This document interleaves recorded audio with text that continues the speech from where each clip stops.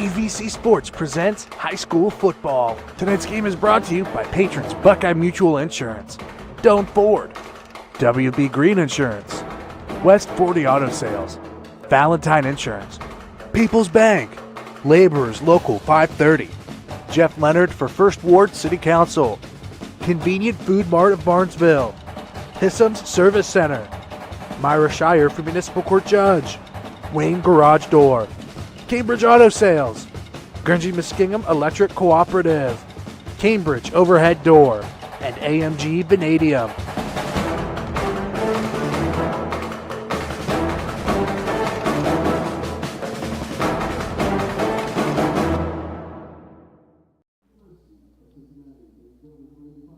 Good evening, everyone, and welcome once again to high school football tonight on 97.7 and streaming video for you on YRP TV. It is Cambridge Bobcats football.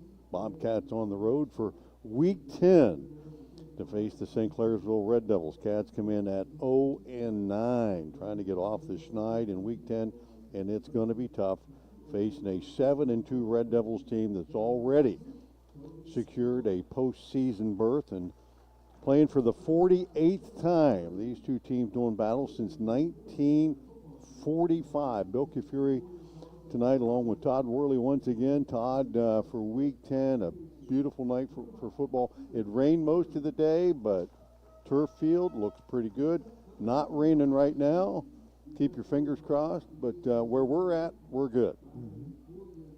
Great night for football. This late in the season to have Week 10 with weather like this is perfect. And then Cambridge coming in, really nothing to lose. You're coming in 0-9, and let's kind of take the attitude of let's make some plays, let's measure ourselves against a really good team that has the talent and the roster to potentially make a deep postseason run. This is it for Cambridge. Come out swinging from the get-go, see if you can create some momentum early on in the game. And there's that saying, there's a reason the ball is shaped the way it is. You never know. The ball starts bouncing a certain way, you can get some momentum and see what you can do at that point. Yeah, it's a crisp night. I wouldn't say it was cold. We were on the field earlier, and it's going to be a fast track. It's a little damp, but certainly not overly wet. And two teams ready to play Week 10. Of course, St. Clairsville looking maybe looking forward to Week 11. It's senior night. They're going through all the hoopla. Senior night, looking ahead maybe to the playoffs. Is there a chance that they look past Cambridge tonight and the Bobcats can do something crazy? Potentially, and that's something you have in the back of your mind if you're Cambridge, that may be an advantage you have. I think St. Clairsville, you've got a program that's rich in tradition. They're consistently winning year after year. I think most programs at that level take the approach every week that the standard is our level of play. We measure ourselves we measure St. Clairsville against St. Clairsville. It doesn't matter who's on the other sideline. And so if I'm a player or a coach for St. Clairsville, I'm thinking we have to play our best ball tonight. I don't care who we're playing against. And they've lost 2 games this year by a total of 9 points. They know that they're going to have down the road, whether it's next week, 2 weeks from now, 3 weeks from now, if they're fortunate to continue to advance, they're going to have to start to win. They're going to have to win those close games against really good teams. They need to be sharp tonight, and that has to be a major focus on St. Clairsville's part. Yeah, St. Clairsville certainly controls their own destiny. They've already clinched a playoff spot, someplace the Bobcats were a year ago and made a deep run in the playoffs, but it kind of depleted the Cats a year ago. A lot of those guys are gone, and it's been a tough season. And as the season has gone on, their roster has been depleted by injuries as well, and they come in tonight without their leading quarterback. They're missing several receivers and defensive backs, so they've had to go with that next man up, and sometimes the next man up's a sophomore or a freshman that are playing against 17 and 18-year-old seniors from other teams. It's not going to be easy for the Bobcats regardless of that, but that's the circumstances they face tonight. And we had a chance to go down and talk to Coach Leak and a couple of the other coaches before the game. His estimation is that St. Clairsville is the best team that they've played all year. And the Cats have played some pretty good ones, but knowing that Week 10 and you come in here with a lot of your guys banged up and hurt, that you got to place the best team on your schedule. It's not an optimistic night when you look at it realistically that the Cats can come out of this with a win, but things got to happen and things could happen tonight, and you never know. I mean, the rain has held off so far, and if it continues tonight, it won't be a factor, but St. Clairsville's big up front. They've got a lot of speed in the backfield, and they're very experienced as well. You have to think, if I'm a guy like Devin Ogle, I've had an outstanding high school career and an outstanding season. And every time I suit up, the other team knows I'm our main weapon.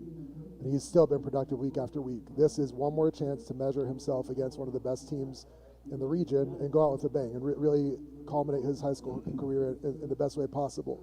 Set more receiving records and really prove that he can play against anybody. And so I'm sure he's chomping at the bit to have a big night tonight. And that might be one of those, yes, when any competitor, a player or coach, you always want to win on the scoreboard. When you're 0-9, you also realize there are other places you have to find small victories. One of the small victories may be, let's get Ogle as many career and season records and school records as possible tonight. Let's have a good series here or there. Let's make some big plays against this team. Whether we win or lose, at least there's some stuff for us to build on in the offseason heading into 2024. Yeah, a week ago he got the single season reception record by passing Charlie Ford, who had previously had 74, and Devin picked up 3 last week. He is closing in on the single season yards record, also held by Charlie Ford. He had 1,335 yards, and Ogle comes in tonight with 1,281, so 55 to break that record. Already, he needs 5 more touchdowns to get the single season record of touchdowns receiving, currently held by Davion Barr. That might be a little bit of a stretch for him. He got a couple last week, but that could be tough to do. Career-wise, he needed, as of last week, I think he needs 11 receptions still to pass Trent Valentine, who has 175 career receptions.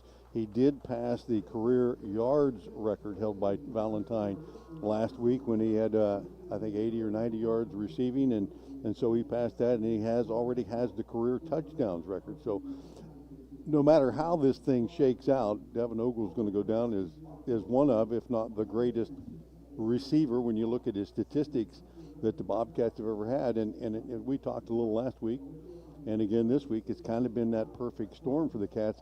You're behind in every game, you're way behind in every game, and you got to throw a lot, and consequently he's been in a position to receive a lot of balls, and Garrett Carpenter being healthy for 8 weeks helped him do that because he was a very accurate passer. Now the Cats have had to go a little deeper to their bench and are really playing it, and Keaton Kaiser, a guy that's not a true quarterback, but he did a decent job last week, and he'd rather be catching balls than throwing them. But, he knew where his bread was buttered last week, and he tried to hit Ogle as many times as possible and was able to come up with a couple of big plays. He was, and I'm really interested to see tonight. So last week was Kaiser's first week playing full-time QB duty. Now he was able to watch himself on film for a full game. He was able to get another full week of practice, more meetings, more reps with his receivers. Does he come in with more confidence? Is he more comfortable tonight? Is there more chemistry? And is he more productive because of that tonight? It's something I'm interested to see. And then back to Ogle a second. This is something. Obviously, it's going to be, as you said, Devin Ogle is going to go down as one of, if not the best receivers in Cambridge high school history. But his teammates are also playing a big part of that. And so, yes, they may go. They're 0-9 now. They may end up 0-10. We'll see what happens tonight. But that can still be something that everyone on this team feels a piece of pride about moving forward in the future, whether this is the end of their high school career, whether they come back for next year. They were part of Devin Ogle's record-setting season and career. St. Clairsville leads the series, 31 wins, 13 losses, 3 ties between these two teams. Cambridge won the first game in 1945. The last time these two teams met was in 2022, St. C winning that one 30-21. Bobcats won the toss. They'll take the ball first tonight. We'll talk about the starting lineups when we return on our Wayne Garage Door pregame right after this. Gallon when you sign up today. Earn 5 cents per gallon on any additional $25 spent. Big savings on United Dairy Tweeners, Nichols Bread, Coca-Cola products, Sub Express subs, snacks, and more. Join the CFM Coffee Club for your free cup of coffee when you buy 5. Only if you're a rewards member. Sign up at any of our Convenient Food Mart's 28 locations.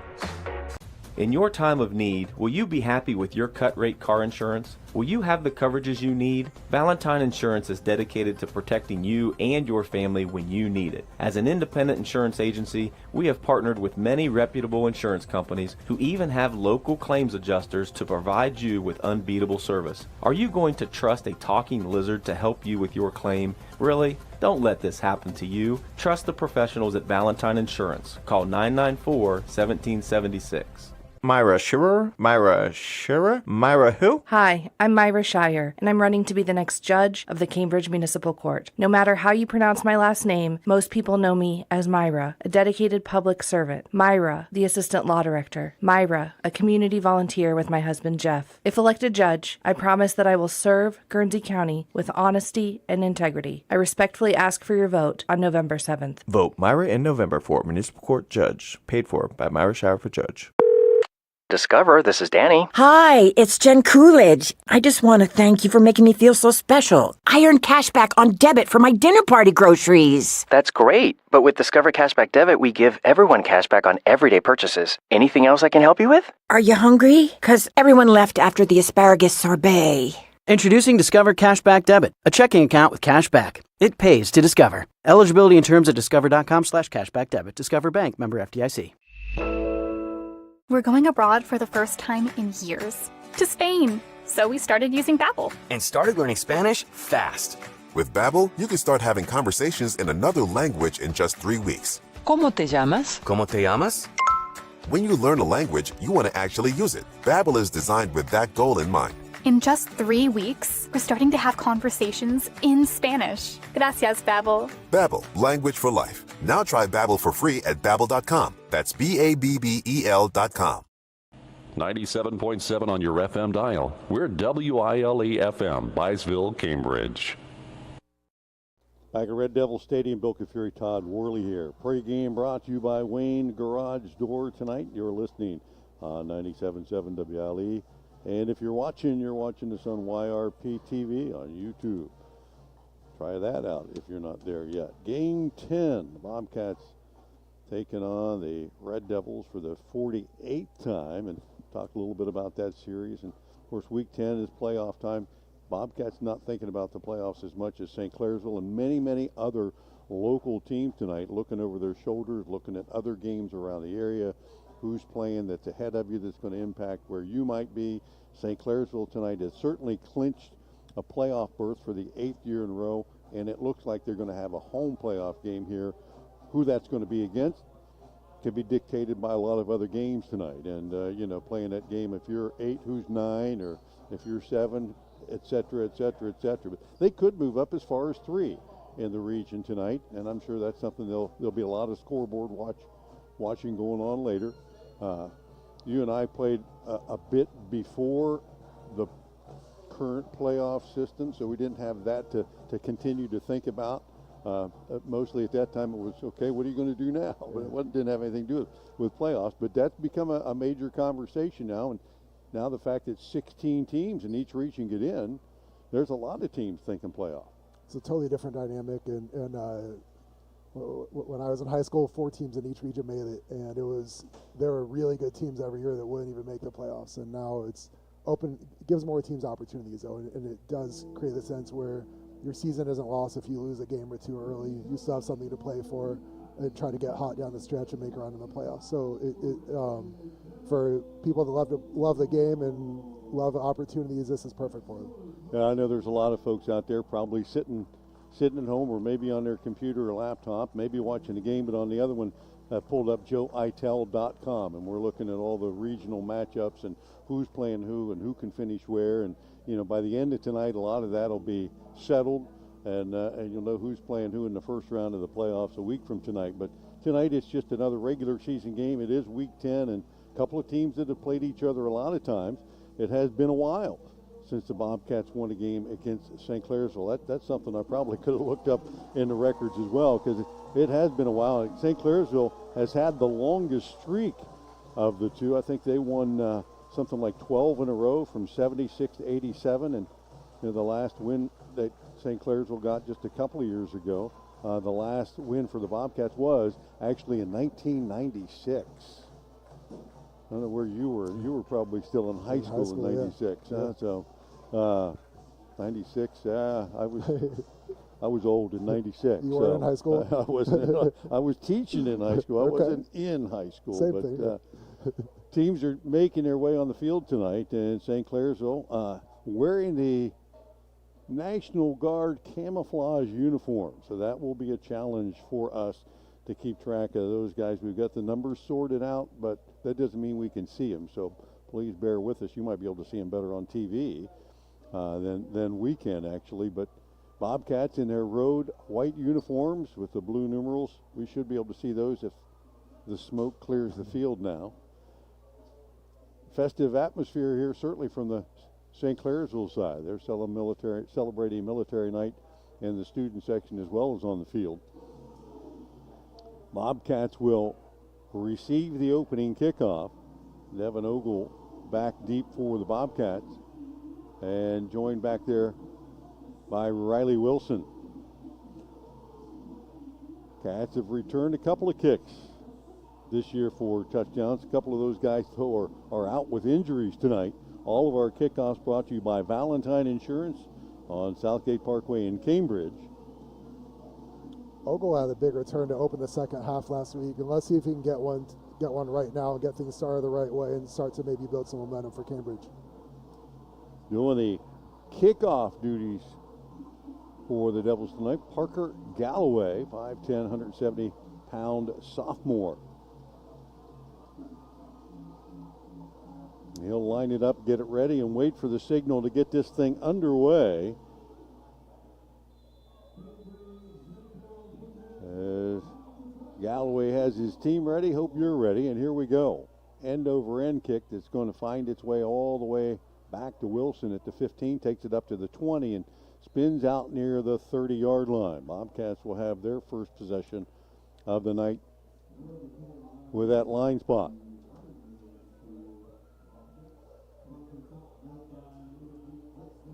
Kaiser a week ago at the starting quarterback for the Bobcats. Clayton Myers, Cody Quillen split time in the backfield. Peyton Shiflett, Jacob Briggs, Alex Porter, Taylor Britton, and Caden Dillon across the front. And Kaiser will open up here and an empty set from the 30-yard line. Take the snap, looks to his right. Now we'll tuck it and run and get out across the 30. Maybe a gain of a yard or two. And on the stop there, Kyle Rankin, defensive end for the Devils, and the Cats will come right back and line up and try to get it done again. Not the worst play call on first down when you know St. Clairsville's D-line is going to be firing off the ball the opening play of the game. So you run a draw, try to catch them on something. Just a 3-down man set for St. C, and they'll toss the ball to Ogle. Short pass, I guess you would call that a completed pass since he threw it forward, even though it was in the backfield. So Ogle will pick one up there, but only get back to the line of scrimmage.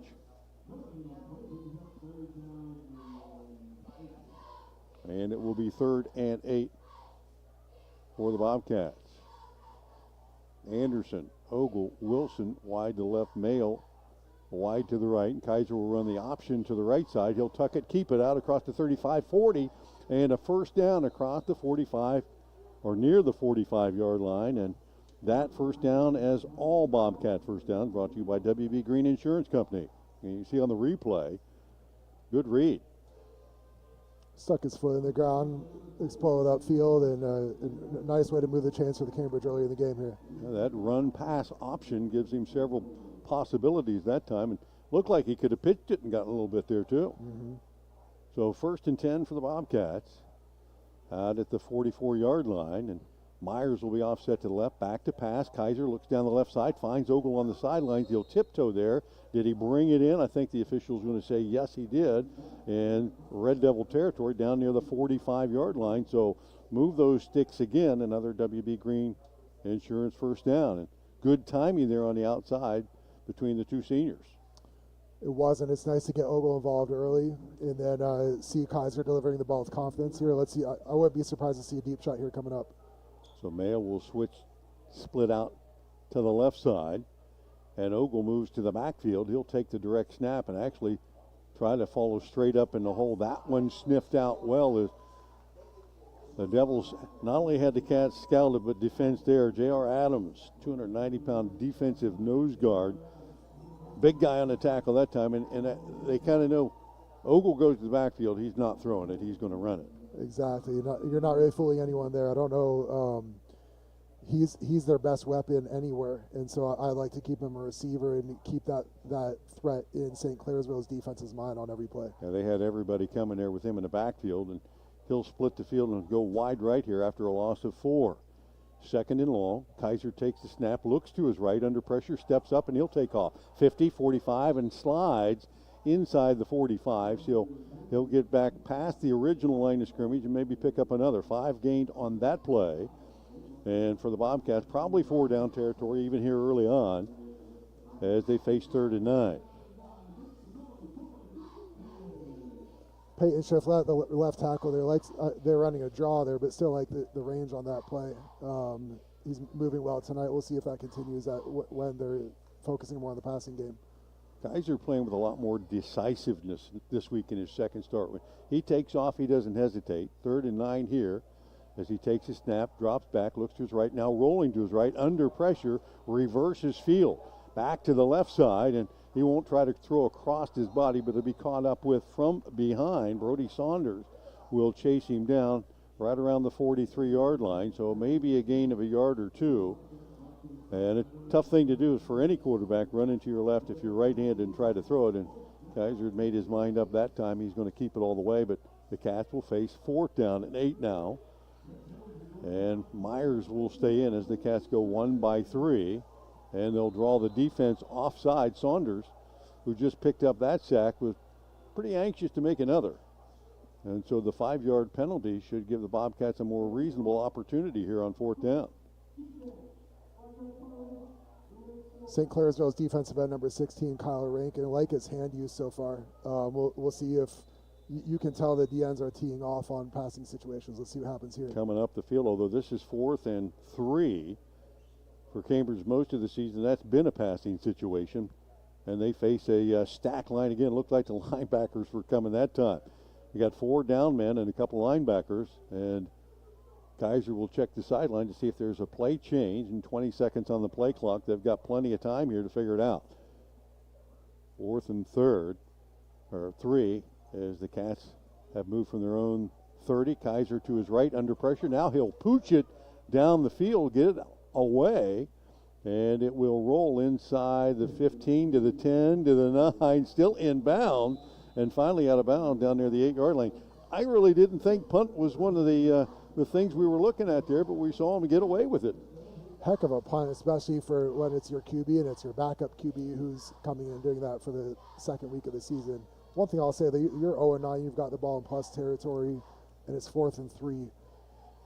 Yes, it was an outstanding punt by Kaiser, but at the same time, I think you have to go for it in that situation. So St. Clair's will take over at their own 8-yard line after they stopping the Bobcats there. I really kind of thought the Cats at 4th and 3 might go for it, but you're going to see St. Clairsville's Brady Schaefer take it out of the gun here. Running backs on either side, and he'll fake it, or actually to the left side, and hand that one off. Colt Westlake on the carry out across the 20-30. Up the sideline. One man to beat, and Anderson tries to make him switch direction, turn the wrong way, and Westlake is going to take it to the house.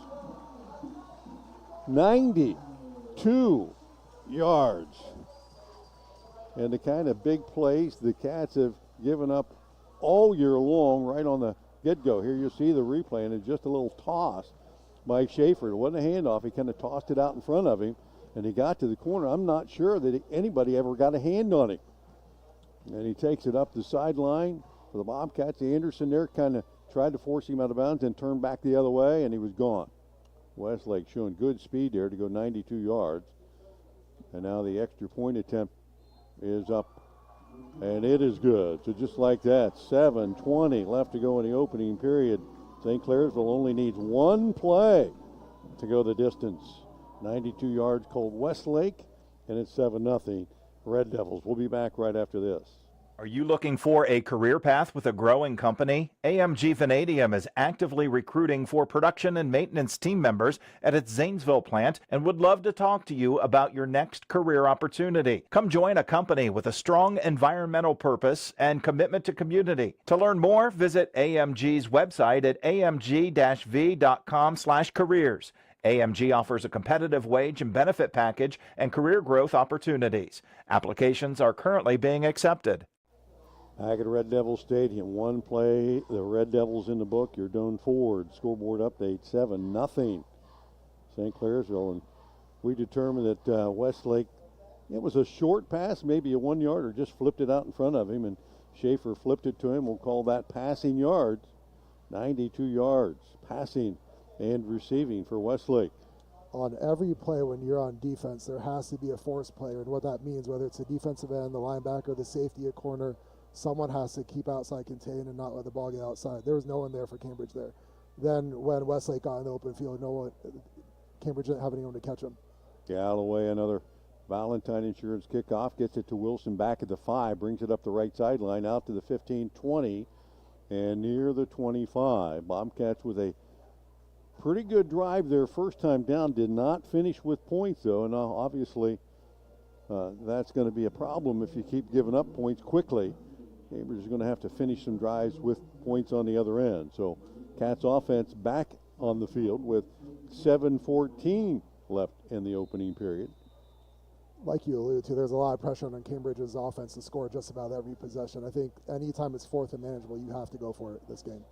Kaiser will spread the field with a bunch formation to his left. 4 guys there, including Ogle.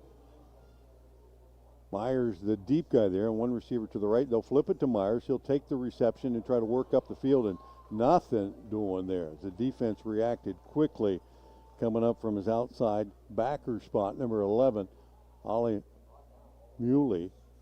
Had first contact. Boy, a host of defenders there as well. And the Cats will actually lose 5 on that completion.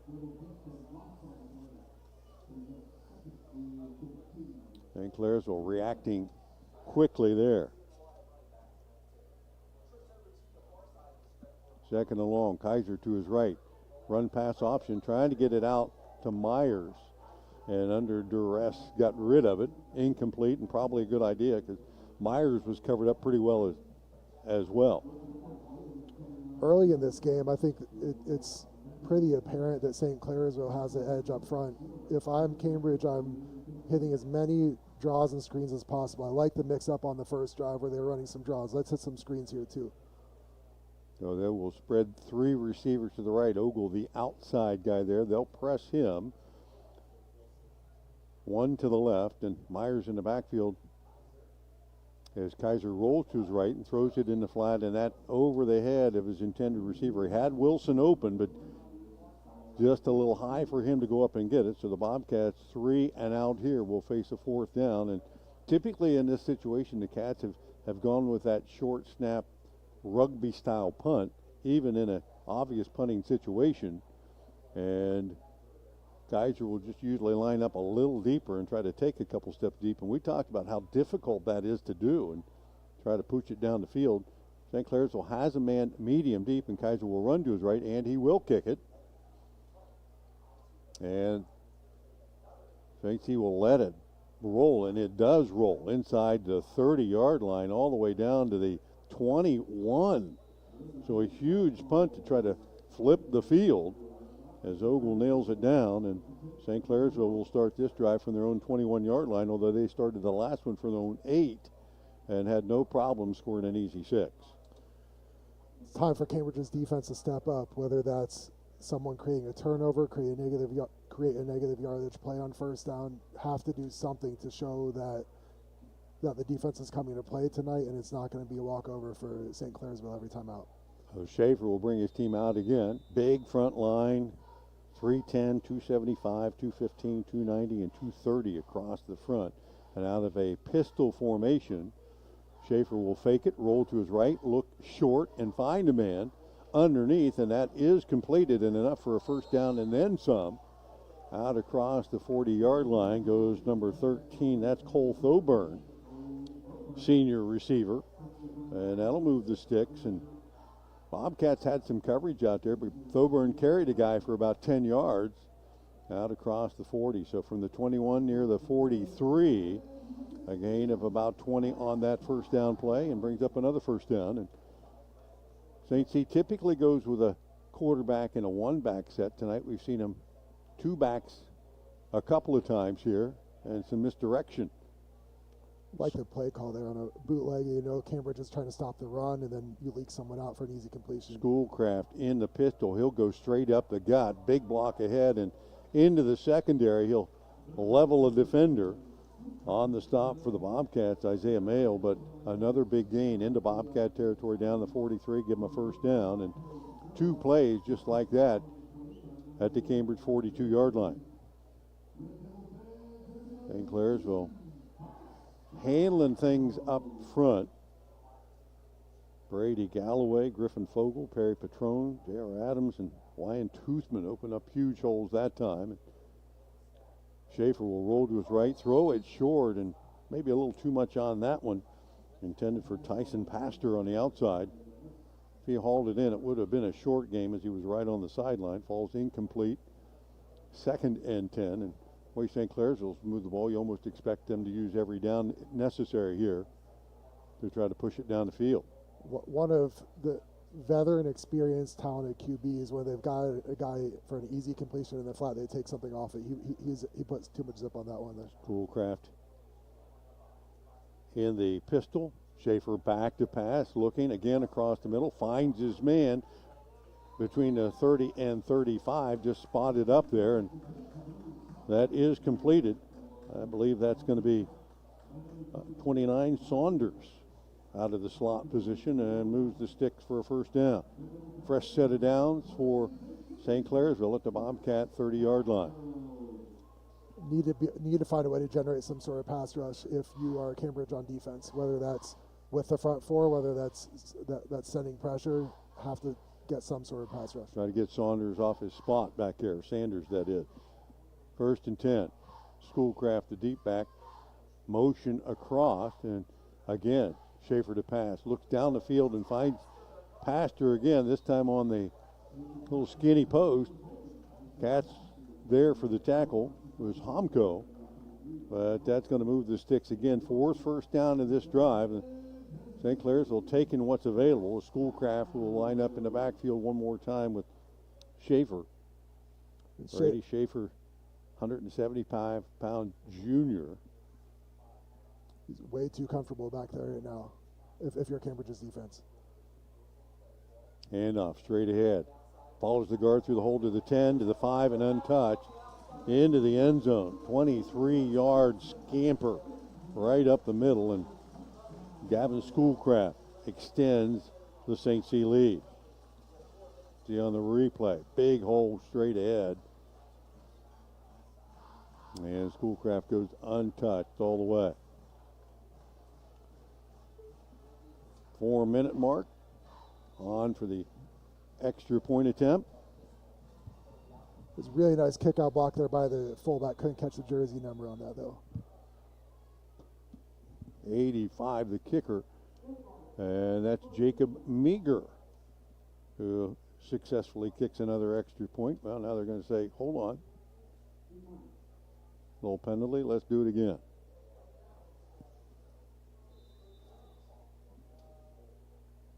Snap is down, the kick is up, and it hits the upright. No good. So 1 for 2 goes Meager, but the Devils on top for the second time in this opening period. They lead at 13-0. We'll be back. More high school football on WILE and YRP TV coming up right after this.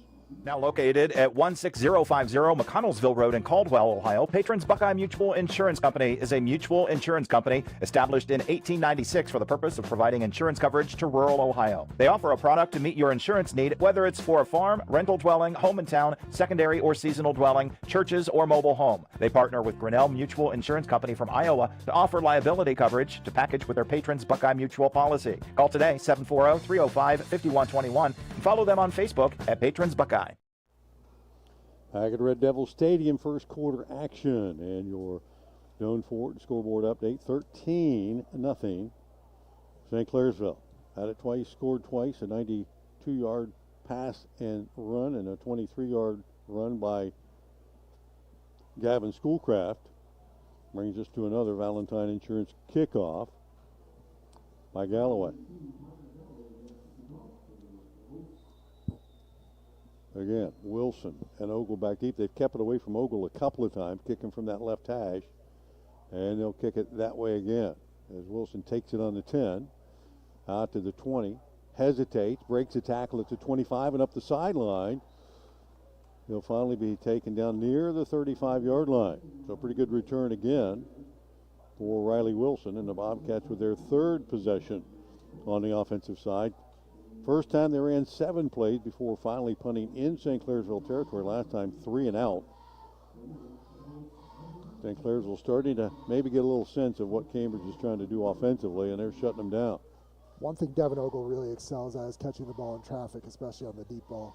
Have to give him a chance to make a play here. He needs some chunky yardage to create some momentum. Ogle will split wide to left, part of a 3-receiver set that way, 1 to the right. Kaiser in the backfield takes the snap, and flags come in, and somebody moved on Bobcat side, yeah.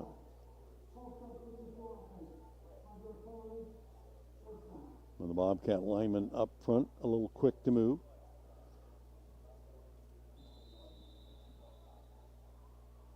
So the Cats will lose 5 there, their first penalty of the night.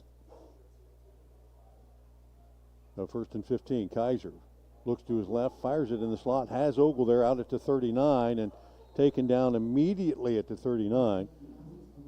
Tackle by Brennan Stout, but Ogle got not only the penalty yardage back, but about 4 or 5 more.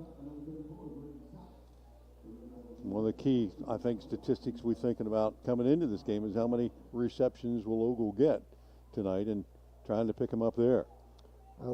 Exactly. I like the play call there. Give Kaiser a chance to throw with his feet set. He delivered the ball with confidence around the money.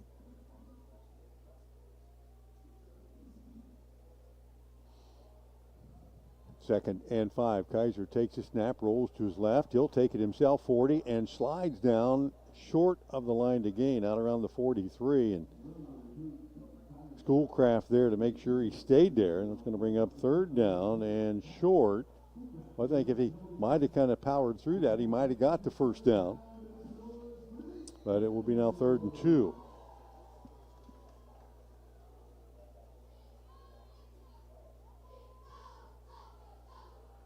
Bailey Kenworthy in the backfield. If I'm Cambridge here, I have to be thinking this is 4-down territory. I get you're in your own territory, but it's 13-0. You're 0-9. If it's 3rd and 3 right now. If it's 4th and 3, you're going for it. Have to go for it. Back to pass, Kaiser under pressure, looking for a way out, and dropped the ball, trying to get up the field, and dropped it for a loss on the play back around the 38-yard line. That might make a decision easier on this 4th down. If you get close to it, you might think 4th and 1, you get a shot, but he was corralled back there, nowhere to go.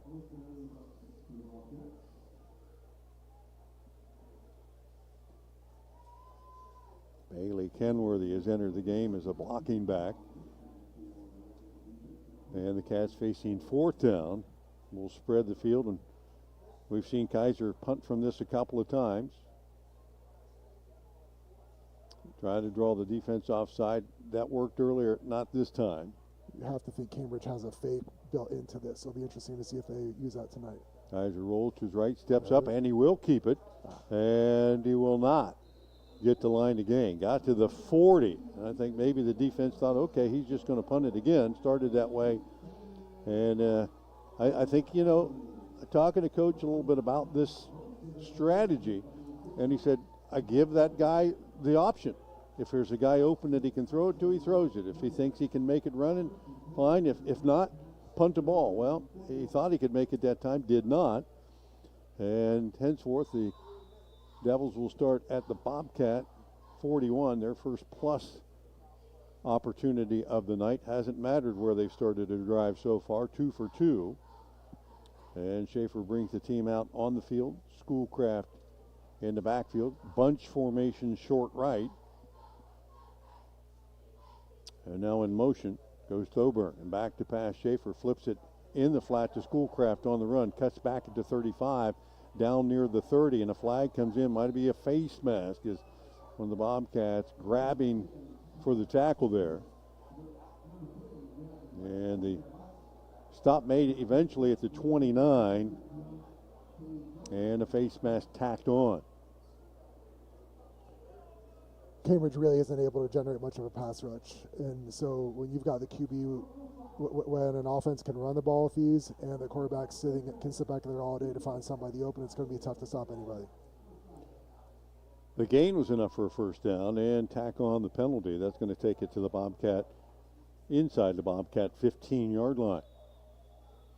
Schaefer and Schoolcraft in the backfield. Two wides to the right. Tight end set to the left side. And that little pitch in the backfield, that will be a pass as well, going up the left side, and a completion. And that is 99.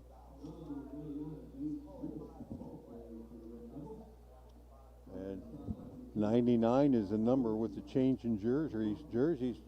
We weren't given a 90. Oh, yeah, we were. Gage Wolf. Gage Wolf is 99. And I mentioned on the long touchdown that St. Clairsville had on the first offensive play of the game, there wasn't anyone forcing the ball back inside.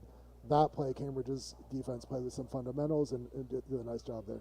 From the left hash, 2nd and 6. Schaefer will take the snap, roll to his right, looking in the field. Now a tuck and run. 10, 5, stay on his feet, into the end zone, carrying defenders all the way in from 10 yards out. And St. Clairsville takes him 3 plays to go 41 yards. Look, Schaefer was looking. He was looking for the pass, and really no one open. Like you said, give credit to the back end for Cambridge to lock everyone up, but someone's got to force the ball out of the QB's hands there. Oh, Meager once again on for the extra point attempt. And this one is up, and it's good.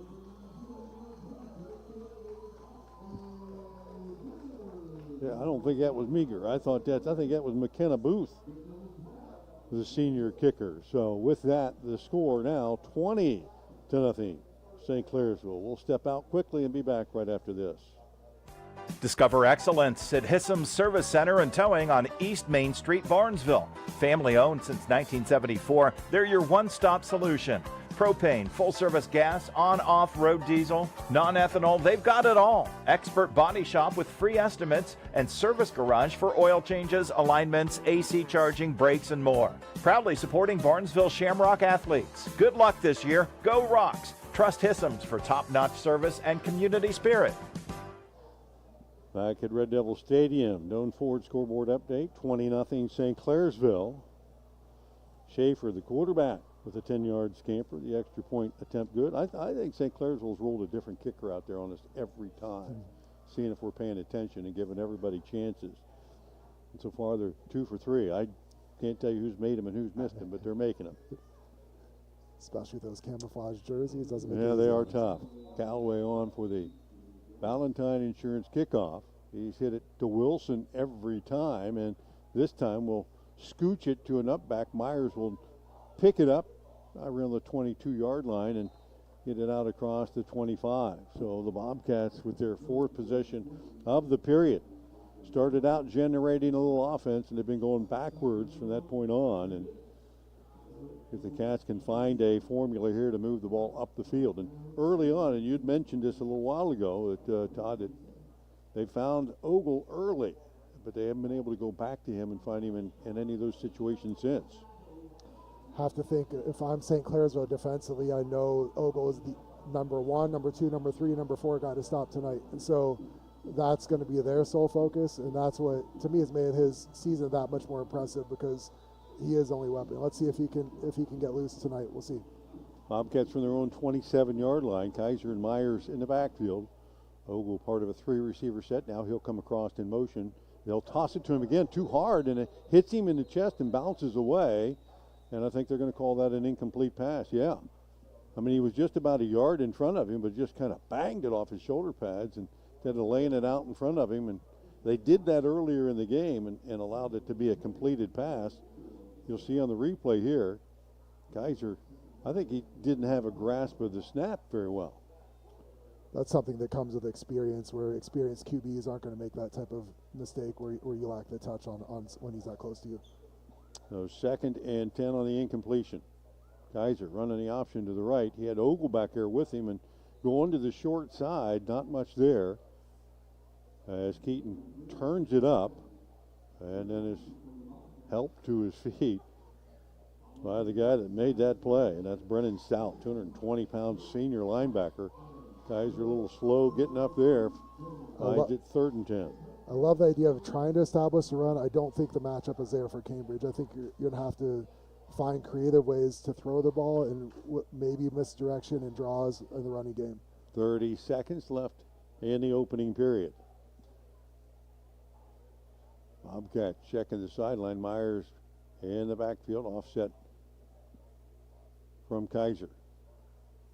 Ogle double covered, almost triple covered out the right side. Kaiser can't look that way, fires it to left, finds Wilson out near the 29, but he'll not be able to turn it up the field. Good coverage out there by Schoolcraft, and that's going to be the final play of this opening period. As the horn blows, we'll head to period 2. St. Clairsville in control early, 20-0.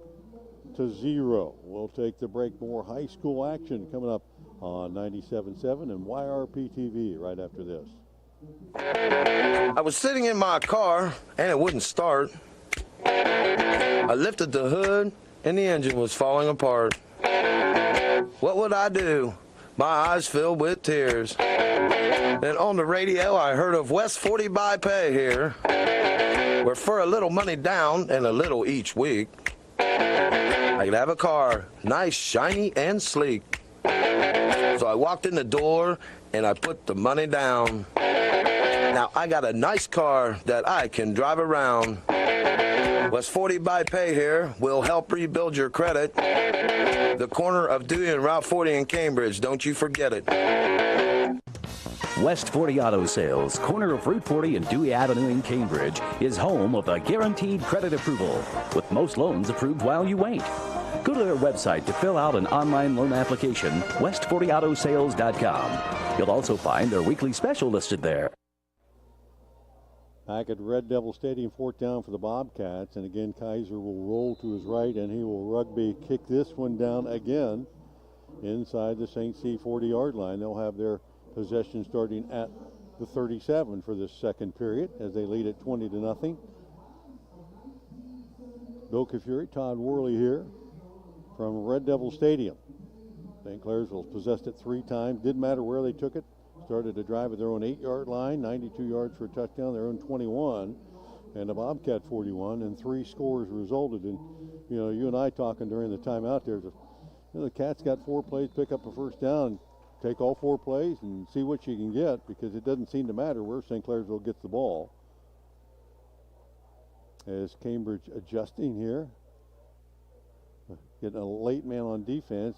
Schaefer will roll to his right, flip it out in the flat, and have a man out there. Thoburn hauls it in. Check that. Saunders hauls it in, breaks tackles, and down the sideline, he'll leave a line of defenders behind him and take it all the way. 63 yards. Brody Saunders looked like he was going to be tackled and shoved out of bounds. And once again, the Bobcats victims of their own poor tackling on that play.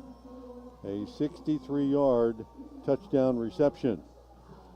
And every team, even great defenses, they miss tackles. But one of the ways to negate missed tackles is when you have 11 guys running the ball. And then, so when the one tackle is missed, someone else is right there to clean it up for you. The guys aren't running the ball here.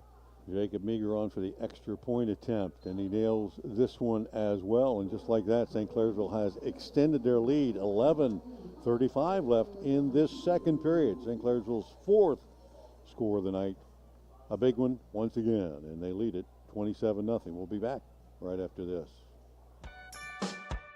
People's Bank's vision is to be the best community bank in America. People's Bank provides local, hometown relationship-based banking with 132 full-service branches for all of your financial needs. As your community bank, People's Bank strives to make our communities a better place to live, work, and play.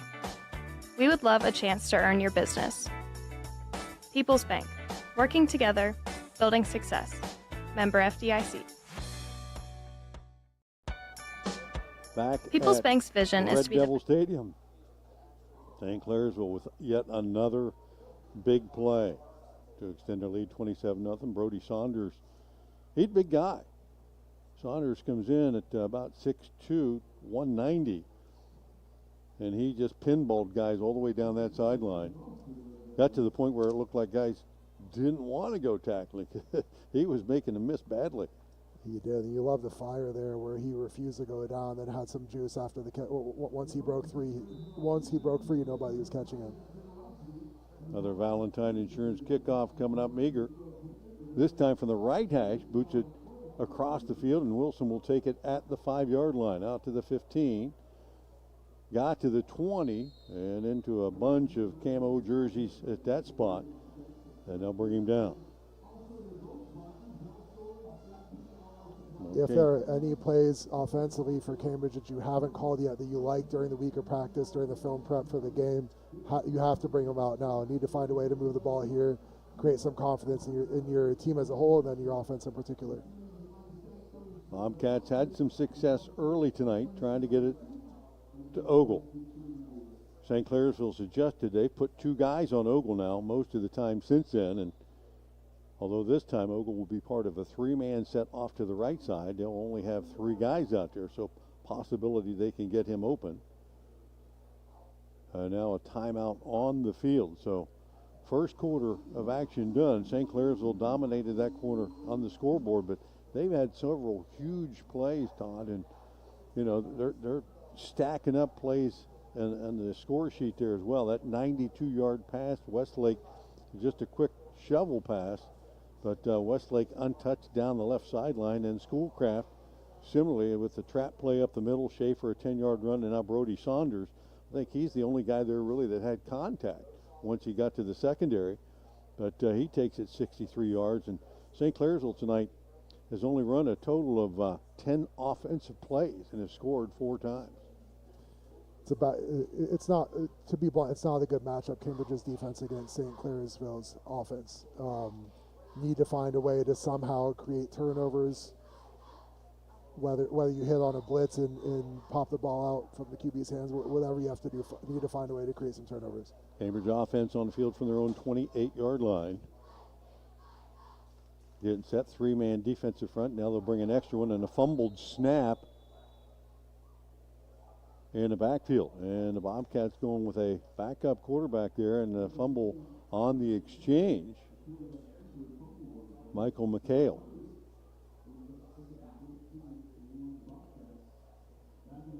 And whether he was trying to hand it off or fake it, there was some confusion there.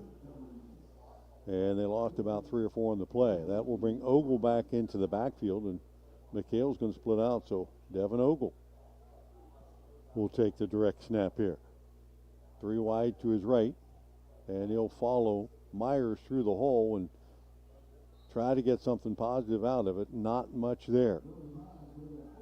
As Myers started off to the right side, Ogle kind of veered off to his left, brought down by Stout and Fogel. Got about 1, and it will be 3rd down and long.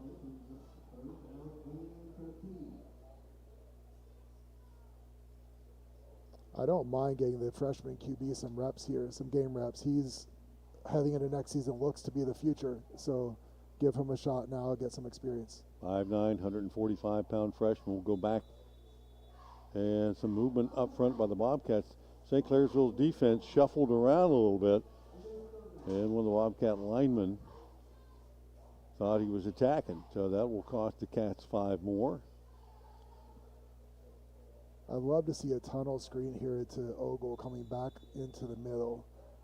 Take advantage of St. Clairsville's pass rush, try to hit him on that and sneak him behind the defense to see if you can create a big shot. Get a little, you call it a tunnel, a little jailbreak action there, and make it, should be an easy pass, trying to throw it to him on that quick slant there. But again, Ogle wide to the right. They've got a man up on him and somebody over the top of him deep. McHale will run that way, looks down the field, fires it there, lob to the sidelines, and A little too much air under that one by the freshman and threw it wide of Wilson.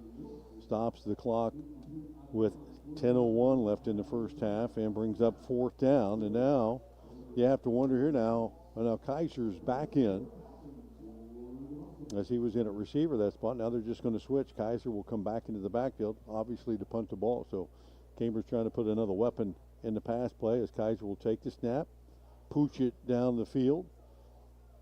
St. Clairsville's Thoburn just going to let that bounce away, and it will, down to the Cambridge 42-yard line.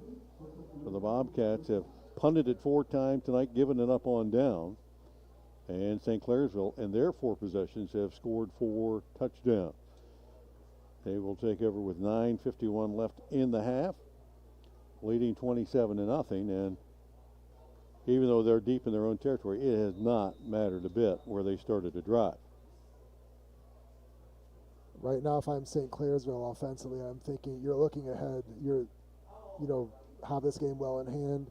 You're looking for the playoffs. So what do we need to stay sharp heading into next week? What can we work on, get some game reps on now, so we play better when the chips are on the line next week, 2 weeks from now, 3 weeks from now? Yeah, I imagine you'll see a host of young guys in the game for the Red Devils in the second half. Bobcats 3-man rush. They're not getting any pressure on Saunders all day to throw, and goes underneath and hits Westlake coming across. And he'll have a gain of about 5. Only a 3-man rush for the Bobcats, and there wasn't a whole lot coming up the field. And no extra pressure on the outside as the Bobcats drop that time in coverage. Not at all. It's essentially 7-on-7 right now for St. Clairsville's offense when they drop back to pass. Empty set for Schaefer here on 2nd and 5. And again, he'll look down the field, crossing routes, fires it underneath on a crossing route, and a couple of tackles missed there, and dragging a defender is past her. Bobcats unable to break down and make that open field tackle.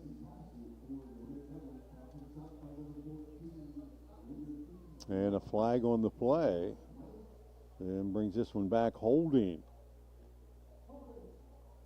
There's 5 block and 3. You would have thought they would needed to hold to keep him out, but Schaefer took his good old time. And that's the kind of thing consistent effort can get you a little bit. If you just keep going after the quarterback and make those linemen hold on a little bit longer, literally they will have to hold on.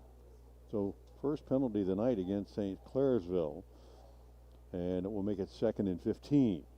Defensively, Cambridge has to be aggressive here. Send some heat, have to do something to force the issue. 2-by-3 receiver set for Schaefer, who looks to his right, short drop, finds a man underneath. He'll slip a couple of tacklers, get back to penalty yardage, and about 5 more. Raider King on the stop for the Bobcats, and again, Westlake on the reception.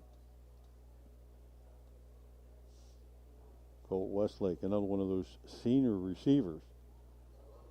That thing started with a 92-yard score early, and he will split the field wide to the right, empty set at 3rd and 4. Schaefer looked to his right, back to the left. There is that jailbreak screen completed. And that's going to be up the left sideline and down to the house. 52 yards. Ollie Muley. And on the replay, just see he's coming in. The lineman got out in front of him. Might have been a little hold on one of the defenders there, but that not called, and at that point he's just running away. When you're a running back or receiver and you see green grass like that, there's nothing more exciting than that. You know you're just moments away from a touchdown. There's nobody there. So Muley, a backup receiver, into the fray. And St. Clairsville on for another extra point attempt. Looks like McKenna again. And she'll hit it up and nail it. She's perfect on the night. So St. Clairsville extending their lead now 34-0. 8:08 left in the first half. More high school action coming up on WLE right after this. I'm not buying till I check on board. Most of us are faced with uncertainty every day. Your job, your finances, sporting events, schooling for your children, and so much more. With so much uncertainty surrounding you, there's one auto dealership that you can be certain about, and that's Doan Ford. You can be certain that you'll always get a great deal and the best service afterwards. In business for nearly 60 years has given Doan Ford the reputation of being a strong, reliable dealership. Be certain. Choose Doan Ford. Online at doanford.com. More Red Devil highlights tonight as they extend the lead 34-0. Ollie Mulick taking just a short screen pass left flat. Got some linemen out in front of him and then turned the Jets on. He'll take it 52 yards to the bank. And St. Clairsville pulling away here in the second period. 34-0, and a Valentine Insurance kickoff coming up once again from the far hash. Down the hash, this time Ogle will come over and take it at the 8-yard line. Out to the 20. A little hesitation here, bounces off a couple tacklers, and then finally brought down near the 27-yard line. Good open field tackle that time by Julian Kingery. I said this before, Cambridge is going to have trouble moving the ball methodically down the field if that's their goal. They need to create some big plays. The one guy who can give them a big play is Ogle. I'd love to see some deep shots to him. That's really their best chance at creating a big play, and they haven't done that yet. And I think Kaiser does look more comfortable throwing the ball with his feet set tonight than he did last week. And so to me, that has to be every third or fourth play. I think you've got to try to stretch the field. So Kaiser's actually going to move up into the slot on the left side. Bobcats going with number 4. That's Bryson Anderson at quarterback, and he'll fire it out in the left flat. That one blocked at the line of scrimmage. So Anderson, typically a receiver for the Bobcats, he's a senior at 6'2", 165. Maybe a little bit bigger guy, can see over top of the lineman, but he had his pass blocked that time. So Cambridge turning the page in the playbook, trying something a little bit different here. But you know, your playmakers are Kaiser and Ogle. You get both of those guys involved a little bit. It's just a matter of finding a way to get them the ball. And you wonder how many reps a third-team QB got in practice this week. Well, send Ogle across in motion and toss it to him. Ogle catches it. And he'll have the reception, but no gain on the play. Actually, a loss on the play. Ogle tonight needed a bunch of receptions coming in. What did we say? 11. And so they're trying to give it to him with those short ones 2 or 3 times tonight. I don't know how many does he have now. 3, maybe 4. I'm showing that he has 4 catches tonight. Yeah. So trying to get him a couple of easy opportunities. Cambridge facing 3rd and long here. Anderson again. He'll lob it down the left side. That is a wounded duck up for grabs, and Ogle, the intended receiver. There were 4 defenders around him. There was no secret there who they were trying to get it to, and Ogle had to play defender that time to knock it away from the defense. And I know that the result wasn't great, but 2 positives on that play are A, that they give Ogle a chance because that's their best way to create a big play. B, that Ogle, last week I think there was a play where he didn't break the ball up when he could have prevented an interception, and he did there on that play. Creates confidence in your QB. Well, Kaiser will move back into the backfield. See if he pooches it again. He will on the rugby-style punt.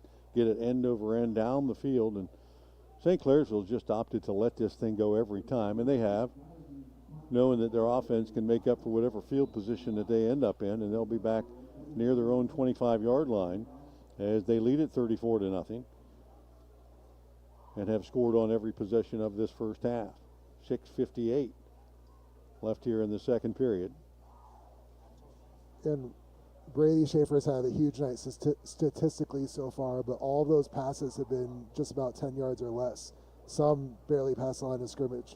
If I'm defensively, there's no reason to worry right now about a deep ball over the top. Have to send pressure, see if you can create some negative plays. Offense will spread the field, although they do have a tight end offset to the left side.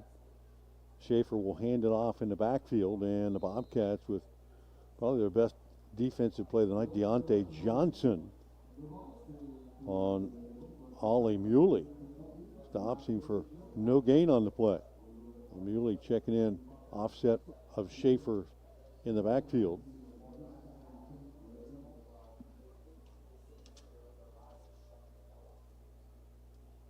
Second 5'7", sophomore, 140-pounder. Muley with good speed, not big though. Moves back into the pistol set. Schaefer back to pass. Lots of time now rolling to his right. Forces the defense to come up on him and then throws it behind his intended guy, Gage Wolf. And it will bring up third down. I think Clairsville hasn't faced many third down opportunities tonight. Have to heat him up here. He's not going to make you pay for it with the deep ball. It doesn't look like it. St. C quickly back to the line of scrimmage. Force him to make a decision quickly and get the ball out of his hands. Schaefer and Muley in the backfield. Tight end shifts to the right side. 3 receivers that way for Schaefer. 3rd and 10. He'll roll to the right, hit it back to the left side to Pastor on that screen again. 30, 40, and down the field. Pastor is going to go to the house untouched. 75 yards. Same play, different guy. And Schaefer's stats are going to look great tonight at the end of this game. Another touchdown pass you'll see on the replay here. Pastor, they just kind of drew the Bobcats to sleep there, and on the outside he found a seam and nobody with the speed to catch him. Isaiah Mayle that time got to about the 10 and figured, I can't catch him now. And perfectly executed, and then just taking advantage of the talent mismatch there.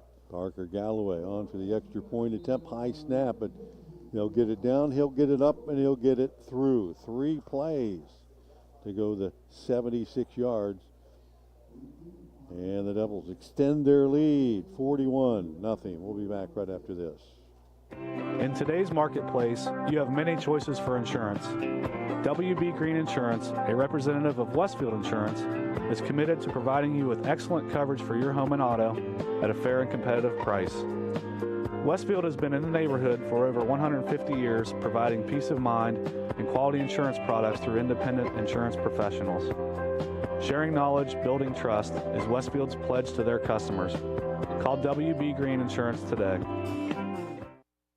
Back at Red Devil Stadium, second period action, 6:03, and the onslaught is on. And Clairsville scoring multiple fashion, but I tell you what, Brady Schaefer keeping his arm loose tonight. Nothing big down the field, but he found a lot of guys underneath that have then taken it all the way. Spreading the wealth, though. We hadn't hit anybody twice, I don't think, yet. We're ready for another Valentine Insurance kickoff by St. Clairsville. And again, down that right sideline, they'll knuckle it down to Ogle, and he'll see it bounce up over his head and into the end zone. Cats will bring that one out to the 20-yard line. Todd Worley, certainly a mismatch tonight. Of course, we anticipated that coming in. Cats were banged up, had a lot of their starters out, a lot of their skilled guys. Only one offensive lineman who started the season on the offensive line tonight, so it was going to be a tough thing for the Cats, playing the most talented team on their schedule, and it certainly bore to fruition. It has, and as you know, if you're Cambridge's coaches, you're searching for answers, just trying to create some positive plays. Yes, you're probably not going to win the game, but can you create some small victories? 5 wide for Anderson, who'll take the snap roll to his left and fire it out there, one hop in it, trying to get it to Kaiser on the inside, and that'll fall incomplete.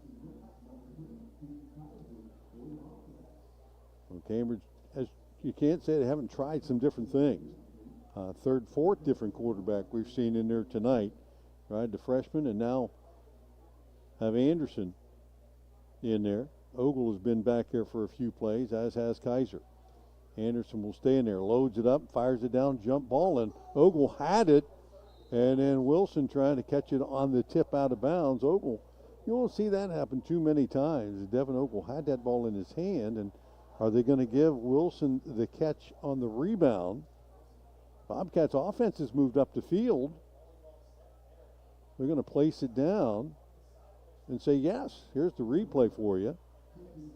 Replay replay not available in high school, but Ogle had it, tipped it, knocked out of his hands, and Wilson, he didn't catch the ball either. So they're going to give it to the Bobcats. First down, all the way out to the 47. And Anderson, under pressure, is going to get sacked. Off the edge, Colton Florence, backup defensive end, takes him down. So when you're 0-9, you're not going to turn down a gift like that. If the officials want to give you a gift like that, go ahead and take it. I don't think either official clearly saw it, obviously. And the Bobcat, Riley Wilson, made it look good until the ball rolled away from him. Anderson, quick pass out in the flat, gets it to Ogle, and he is immediately smothered. Good coverage out there. Thoburn came up, got first contact on him, and Ogle able to spin away from him, but didn't get much out of it. Gain of a yard, maybe two. Ogle picking up some receptions tonight, but there aren't any yards on the other end of them. We'd still like to see a screen to Ogle. Let's see if they run one of these plays. He's wide to the left on his own. Anderson looks his way, pump fakes it, has time, lobs it up in the air, and running to it. Ogle will haul it in and take it to the house. 59 yards.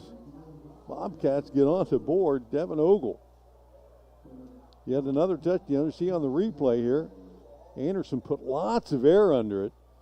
Even though Ogle was double covered, he just outran the defender, hauled it in, and takes it in for the score.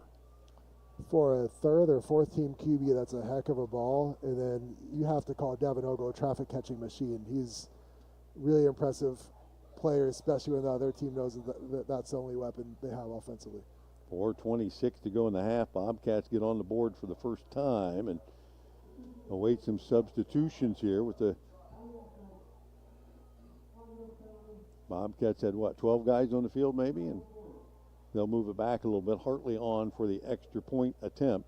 So the Bobcats 4 plays to go 80 yards.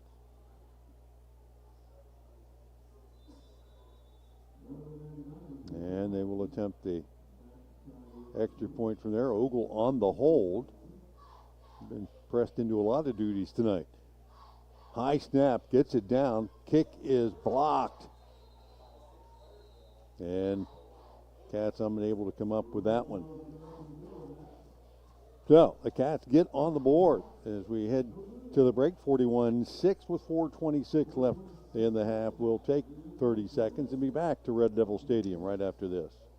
Hey football fans, Laborers Local 530 in Zanesville, Ohio is cheering on all the local high school teams this year. Serving Muskingum, Perry, Noble, and Guernsey counties, Local 530 represents around 400 skilled men and women in the building and construction trades. They work with over 100 signatory contractors, providing committed and experienced laborers for building, heavy highway, and pipeline construction. For more information, give them a call at 740-453-1214. Good luck to all the teams from Laborers Local 530.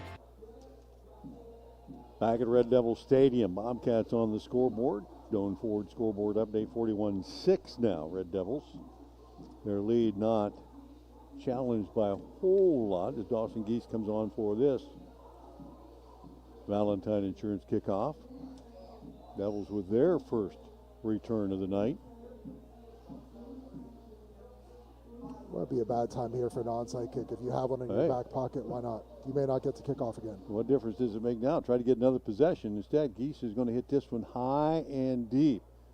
And we'll drive them back inside the 10-yard line. Straight up the field. If that was Muley on the return, it was.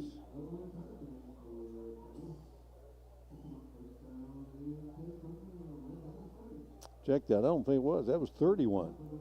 Guy Chelka. Same theme defensively. Can Cambridge find a way to generate some pressure on the QB? That's going to be the biggest issue moving forward. St. Clairsville. Backups already. Thank you very much, huh? I was just learning the numbers from before. High snap. handoff. That's going to be Muley again on the handoff. I think the quarterback is Sam McLean. Sophomore quarterback, coach's son. Careful, coach's son in there. They know the whole playbook. As they'll spread the field, pickup of about 7 on that first down carry. Muley in the backfield with McLean. And, you know, at this point, this game is in hand. Why risk getting guys hurt for the postseason, right? Absolutely. No need to wait to the second half to get this in hand. And McLean on the fake, keeps it around the right side. Enough for a first down, I think. Like the tackle there by Pablo Gutierrez for Cambridge. Gutierrez, yeah. First time I've called his name this year. Pablo playing linebacker out there. First down. 3:15. And a running clock here in the second period. Backups in for St. Clairsville already. McLean, the quarterback. Hands it off Muley, getting to the outside, the left side. Tries to get to the corner, does 40-45. Taken out of bounds by Mail for the Bobcats. Pretty good gain, though. And one thing I'll say, early in the game and sometimes last week, no one was forcing the ball back inside. At least Cambridge is trying to execute that. They're not, sometimes they're being out-talented, but they're at least trying to do what they're supposed to do right now. You like to see that defensively.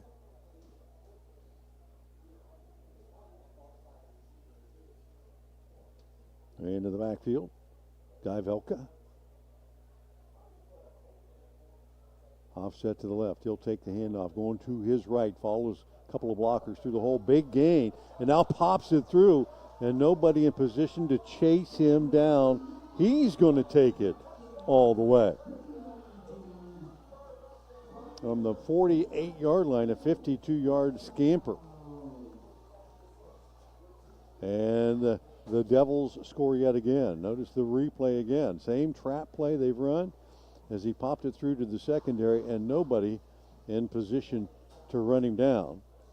Impressive vision there to cut it back right when he had to and had the juice outrun everybody.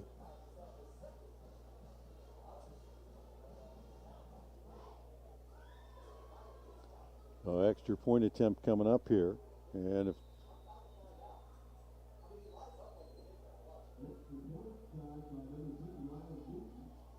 a different kicker. And it is. That was Ryan Newton getting his first attempt in. He was pretty excited about booting it through. So Velka from 52 yards out on the run. And St. C extends their lead. 48-6. We'll be back in 30 seconds. Wayne Door is Ohio's most complete one-stop shop for residential and commercial garage doors, entry doors, windows, and much more. In fact, the list keeps on growing. Garage doors, entry doors, storm doors, access entry systems, vinyl replacement windows, and stone are just some of the things Wayne Door has to offer. Stop by their Cambridge showroom to see their full lineup of premier products in person and work with their team of experts. Wayne Door also offers 24/7 emergency garage door service, and their service department is second to none. Wayne Door, more than just garage doors. Check them out at waynedoor.com. Clairsville tacking on yet another score just by their backups. Guy Velka, 52-yard run. Extra point good, 48-6. Your Doan Ford scoreboard update. And Parker Galloway on for another Valentine Insurance kickoff. They'll switch places in the back there, and Wilson will step back to the 7, haul it in up to the 15-20. Straight up the middle across the 30 goes Wilson. And into a host of defenders. St. Clairsville, obviously, they have their eyes on the next few weeks coming up, and they're hoping to play 5 more games after this one. You've got the backups in. Those guys are trying to make a name for themselves. So if someone goes down, or if for whatever reason they need to fill in and play 2 weeks from now, 3 weeks from now, when everything's on the line, the coaches have confidence in them to get the job done. Cats from their own 33-yard line. Bobcats have had the ball. This is their 8th possession. Scored the last time down. Putting Anderson in the backfield. Letting him wing it. And he will wing it here again. Getting it to Ogle, who will catch it, but lose yardage on the play. Defense reacting pretty quickly there. Marcus Bush coming up to make that stop. Actually, Julian Kingery. And so another catch. And as we said coming into the game, we thought that Ogle needed 11 catches to get another receiving record. And he's starting to close in on that a little bit. He is. Again, Anderson to pass. Runs to his left, does get rid of it, and throws this one out of bounds. No, they're going to say Ogle caught that. How did he catch that one? That looked like he was just throwing it away, and then Ogle somehow came back and caught it near the 46-yard line. Replay is going to show you as Ogle kind of hesitated, came back, and then took off down the field. A little back shoulder throw, comes back, somehow caught it, stayed in bounds, and will move the sticks. Valentine, or check that WB Green Insurance first down. 1st and 10. Bobcats 4th first down of the half. They'll flip it to Ogle again. Another short pass in the backfield. This one again is going to net negative yards. As he caught it in the backfield, did not get out of the backfield. So, Ogle's been the receiver on 3 consecutive plays here. Cambridge feeding him the ball. I want to go back to that big play to Ogle there. Right tackle, Caden Dillon, number 65. Cambridge's O-line has had a tough night and a tough season, but that was a heck of a play by him.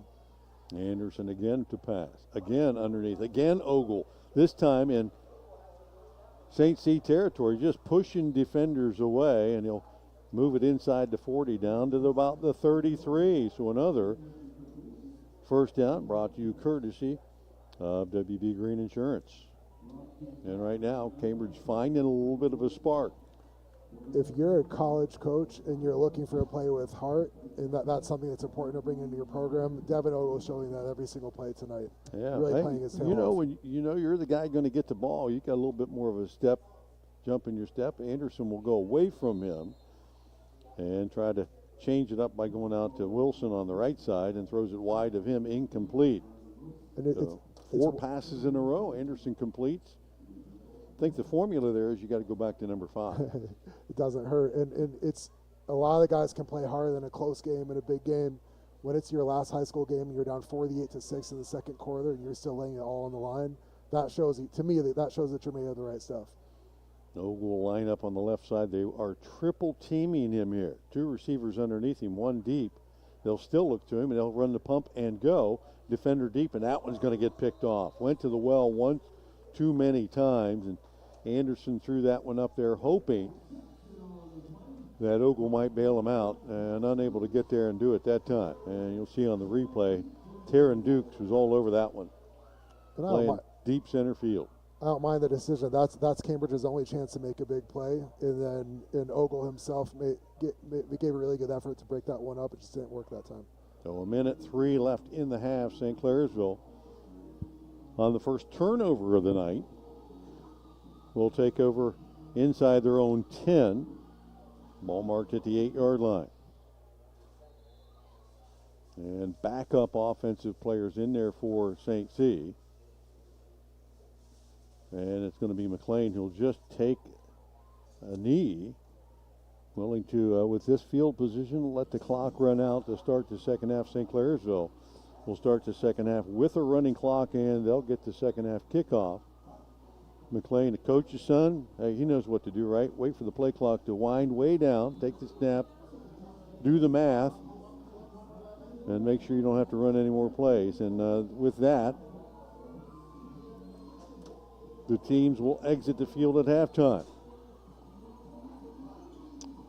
We will too. 48-6, your halftime score. St. Clairsville on top of Cambridge.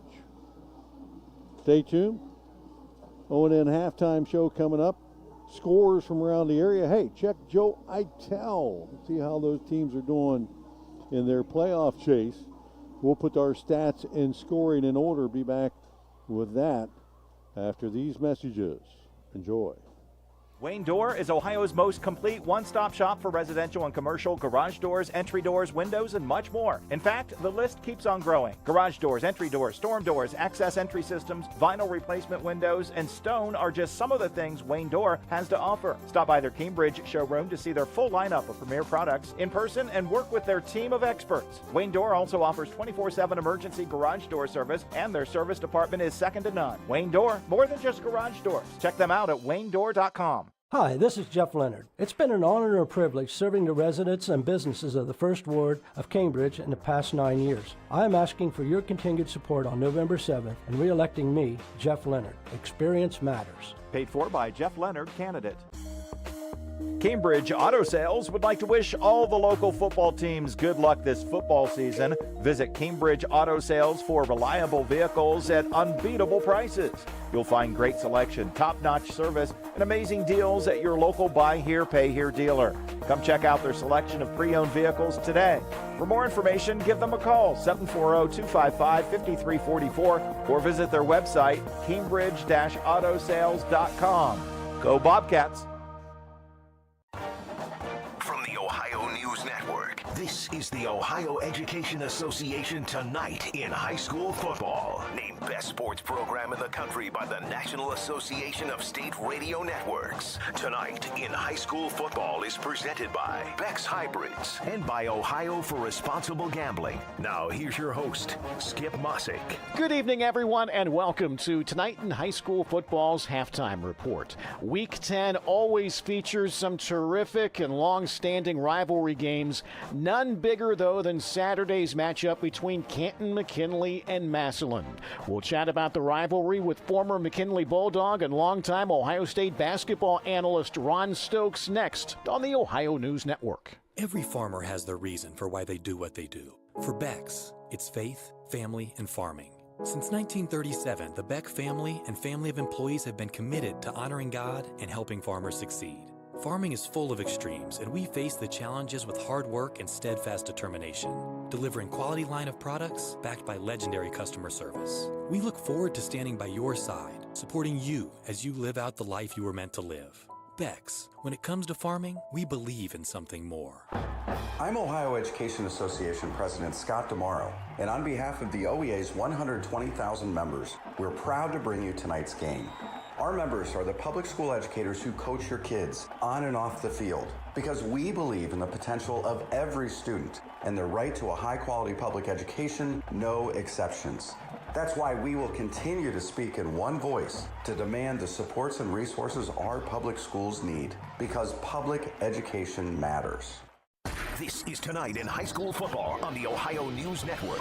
Once again, here's Skip Mossick. We are presented by Beck's Hybrids. At Beck's, they are and will remain farmers at heart. And welcome back, everyone. Halftime of your game. Saturday, it's one of the great high school rivalries in the state with Canton McKinley and Massillon. We're joined for a few minutes by former McKinley Bulldog, former Ohio State basketball captain Ron Stokes, and Ronnie McKinley coach Antonio Hall told us in our pregame that this is the best high school rivalry in the nation. You grew up in it. What's this week and game day like, and I guess what makes it so special? Yeah, it is special.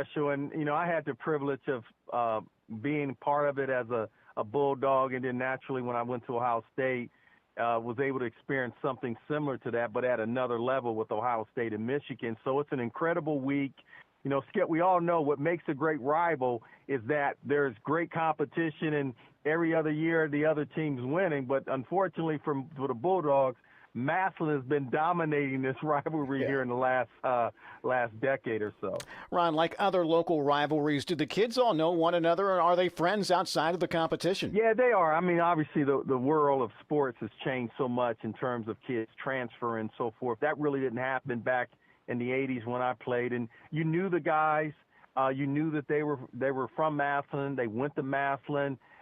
You got to know them a little bit over the summer, and it became a big deal to beat them because you talked about it in the summer. You were looking forward, and you knew that date on the calendar. It's a lot of excitement in the hallways. Well, we know you obviously played basketball. Did the rivalry transcend to other sports? No, it didn't in basketball because we kind of dominated that, and we were fortunate enough where Maxton really wasn't much of a matchup for us. No disrespect, but it wasn't like the football. Yeah, we looked at the school, we saw it on the schedule, but from a basketball standpoint, Skip, it's not the same. In football, you have the luxury, you play the same day pretty much every weekend, and you can gear up for the game. In basketball, the games and times all change, so it's kind of hard to kind of mark it on your schedule every year that you're going to play that opponent. Ron, I always love to hear this story. While you never played football, there was no doubt what kind of an athlete you were.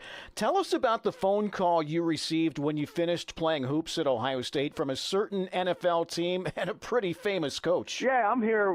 Had a tryout with the New York Knicks, and I was preparing for that. I was excited about the opportunity to go, and then out of nowhere, I get this phone call talking about the NFL, and I got this guy on the other line talking about that he saw me as an athlete at Ohio State. He wanted me to travel over to Pittsburgh for a workout, and I thought it was a practical joke, Skip, when I first got the call. But then he said, "Hey," I said, "What's your name anyway?" He said, "This is Tony Dungy." And so at the time, he was a defensive back coach, and obviously, to your point, we know what kind of career he had as a head coach. So I told him that I wasn't going to go. I had no desire to play football, and I wish I would have gone because I would have had a great opportunity to meet him because he's an incredible human being.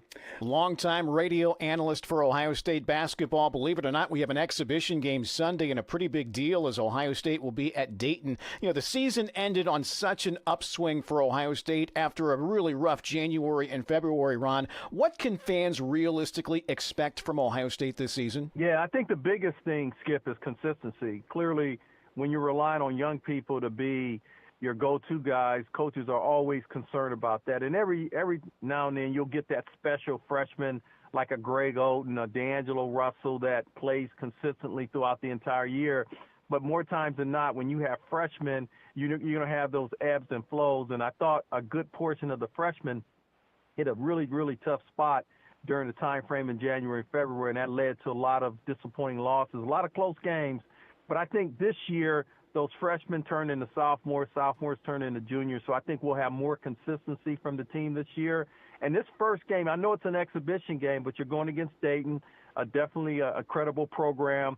It's on the road. We're going to learn a lot about this Ohio State team, even though it's an exhibition game. Former Buckeye captain, former McKinley Bulldog, Ron Stokes, thanks for hopping on, talking a little Massillon-McKinley rivalry tonight, okay? Anytime, Skip. Thank you, and go Bucks, go Bulldogs. And we'll be back on the Ohio News Network. Bex recognizes this week's player with heart, Gabriel Blissenbach from Southern Local High School, for his commitment and passion on the field and within the farming community. Everything any high school boy could ask for being on a football team, that's for sure. The thrills, the crowd at night. There's nothing like playing with all your great high school buddies every Friday night. And the bond you build with them. Gabriel's love for football is matched by his commitment to his community, like his Eagle Scout project, where he built a 2,400 square foot park and picnic area. Definitely a lot of hours to get that done for sure, but it turned out amazing. It's attraction. It definitely cleaned up the area. That dedication shows through in his work at the farm. Agriculture has always been something really special to me. It's always been huge. It's in every aspect of my life. I get to do all kinds of things. I get to mow the hay. I get to rake the hay. I get to bale the hay. At Bex, we are and will remain farmers at heart. This is ONN. Our thanks again to Ron Stokes for joining us tonight. Enjoy the second half of your ball game. I'm Skip Mossick on the Ohio News Network. This has been the Ohio Education Association Tonight in High School Football. Presented by Bex Hybrids and by Ohio for Responsible Gambling from the Ohio News Network. 97.7 on your FM dial. We're WILE-FM, Byesville, Cambridge. What is a cooperative? A cooperative like Guernsey Muskingum Electric is your local, rural electric provider. The owners are not investors on Wall Street. They are actual members using the electricity. Decisions are made by local directors who know, listen, and care about their neighbors. A cooperative is not driven by profit or stock prices. Instead, they are driven by providing safe, reliable electricity at a reasonable price. That's the cooperative difference. Guernsey Muskingum Electric, your touchstone energy cooperative. Welcome back to Red Devil Stadium. We are at halftime. Halftime action tonight brought to you by Cambridge Auto Sales. We want you to stay tuned. Halftime score 48-6. St. Clairsville on top of the Bobcats. Stay tuned. Back in just a moment with first half stats and the second half of action right after these messages. Hi, this is Dr. Brad Schaefer. As a podiatrist, I can tell you no two people's feet are alike, which is why I recommend Dr. Scholl's custom fit orthotic inserts. They're customized for your feet, so you get a unique solution your feet really need, not just a one-size-fits-all insole. They're clinically proven to provide pain relief for achy feet, knees, lower back, plantar fasciitis, and heels. Take the Dr. Scholl's custom fit orthotics assessment in Walmart today, now in the foot care aisle. Mr. Clean, Mr. Clean. Of course I use Mr. Clean Magic Eraser to clean tough messes off my stovetop and bathtub. But then I discovered I can also use it to easily clean my patio furniture and even my shoes. I'm hooked. And when wipes won't cut it, I use Magic Eraser Sheets. They're thin and flexible erasers, perfect for everyday messes, like gunk on my counters and sinks. They really are magical. The reviews are in. Mr. Clean Magic Eraser and Sheets make cleaning look easy. This is Ed with Cambridge Overhead Door. If you are building a new home or thinking about replacing your existing garage door, we can help. We have many styles and designs that will enhance the curb appeal of your home. Whether you want standard raised panel doors or our elegant accent wood grain doors that come in a variety of colors, stop by our showroom to see all our options. We are located on State Route 22 in Center beside the pantry door in Delhi. Or give us a call at 432-DOOR. That's 432-3667. Are you looking for a career path with a growing company? AMG Vanadium is actively recruiting for production and maintenance team members at its Zanesville plant and would love to talk to you about your next career opportunity. Come join a company with a strong environmental purpose and commitment to community. To learn more, visit AMG's website at amg-v.com/careers. AMG offers a competitive wage and benefit package and career growth opportunities. Applications are currently being accepted. Sign up for Convenient Food Mart Rewards today. Redeem 20 cents off per gallon when you sign up today. Earn 5 cents per gallon on any additional $25 spent. Big savings on United Dairy Tweeners, Nichols Bread, Coca-Cola products, Sub Express subs, snacks, and more. Join the CFM Coffee Club for your free cup of coffee when you buy 5. Only if you're a rewards member. Sign up at any of our Convenient Food Mart's 28 locations. Hi, this is Jeff Leonard. It's been an honor and a privilege serving the residents and businesses of the First Ward of Cambridge in the past 9 years. I am asking for your continued support on November 7th and re-electing me, Jeff Leonard. Experience matters. Paid for by Jeff Leonard, candidate.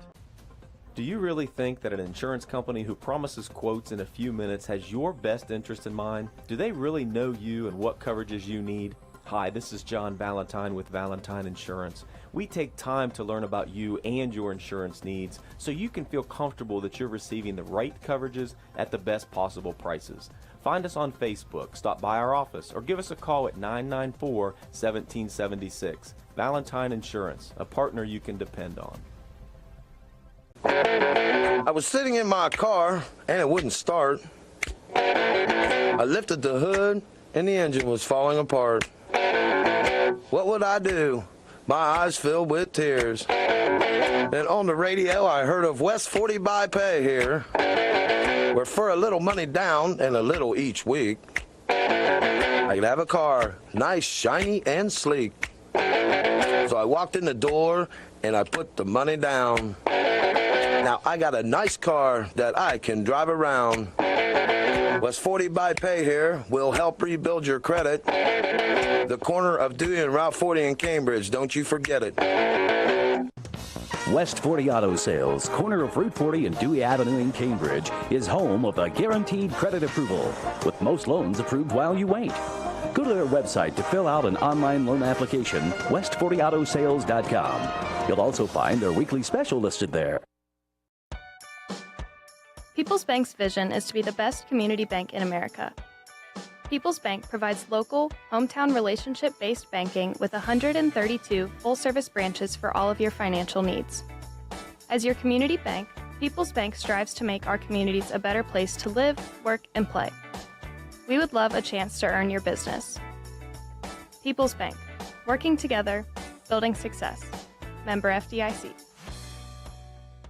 This is Ed with Cambridge Overhead Door. If you are building a new home or thinking about replacing your existing garage door, we can help. We have many styles and designs that will enhance the curb appeal of your home. Whether you want standard raised panel doors or our elegant accent wood grain doors that come in a variety of colors, stop by our showroom to see all our options. We are located on State Route 22 in Center beside the pantry door in Delhi. Or give us a call at 432-DOOR. That's 432-3667. Myra Shearer? Myra who? Hi, I'm Myra Shire, and I'm running to be the next judge of the Cambridge Municipal Court. No matter how you pronounce my last name, most people know me as Myra, a dedicated public servant. Myra, the assistant law director. Myra, a community volunteer with my husband Jeff. If elected judge, I promise that I will serve Guernsey County with honesty and integrity. I respectfully ask for your vote on November 7th. Vote Myra in November for Municipal Court Judge. Paid for by Myra Shire for Judge. Back at Red Devil Stadium, St. Clairsville, Ohio. Bill Fury, Todd Worley. Halftime brought to you by Cambridge Auto Sales. 48-6, St. Clairsville enjoying big first half lead. They scored earlier and then some more early. 3 first quarter scores. Colt Westlake on the first touch on offense, 92-yard shovel pass. 7:20 left in the first period, the 4-minute mark. Gavin Schoolcraft from 23 yards out. Extra point missed 13-0 with 1:11 still to go in the opening period. A 10-yard run by the quarterback Brady Schaefer extended the lead with the extra point to 20-0. Second period, more St. C fireworks. Brody Saunders, 63-yard catch and run. Extra point extended it to 27-0. Ollie Muley, 52-yard catch. Short screen pass took it to the house. A 3-play drive. 34-0. And then Tyson Pastor taking it all the way from 75 yards. 41-0. Devin Ogle got in the mix for the Bobcats. Taking a long pass down the left sideline for the score from backup quarterback for the Bobcats, and that was Bryson Anderson, just throwing it up there, and Ogle running up under it and fighting defenders for it, and taking it down the extra point block, 41-6, and then the final score, Guy Velka from 52 yards out with 2:44 left in the half, and it is 48-6. Bill Fury, Todd Worley is halftime. Winds down here a little bit. Not a good first half for the Bobcats from that perspective, but, we came in talking about records and so forth and how Devin Ogle needed a good game to maybe have a chance to erase a couple of more records. And not only did he have a good game, he had a good first half as the Bobcats found ways to get him the ball. He came in needing 11 catches and 55 yards to set new records for the Bobcats in receptions. He picked up 11 receptions in the first half, multiple different ways.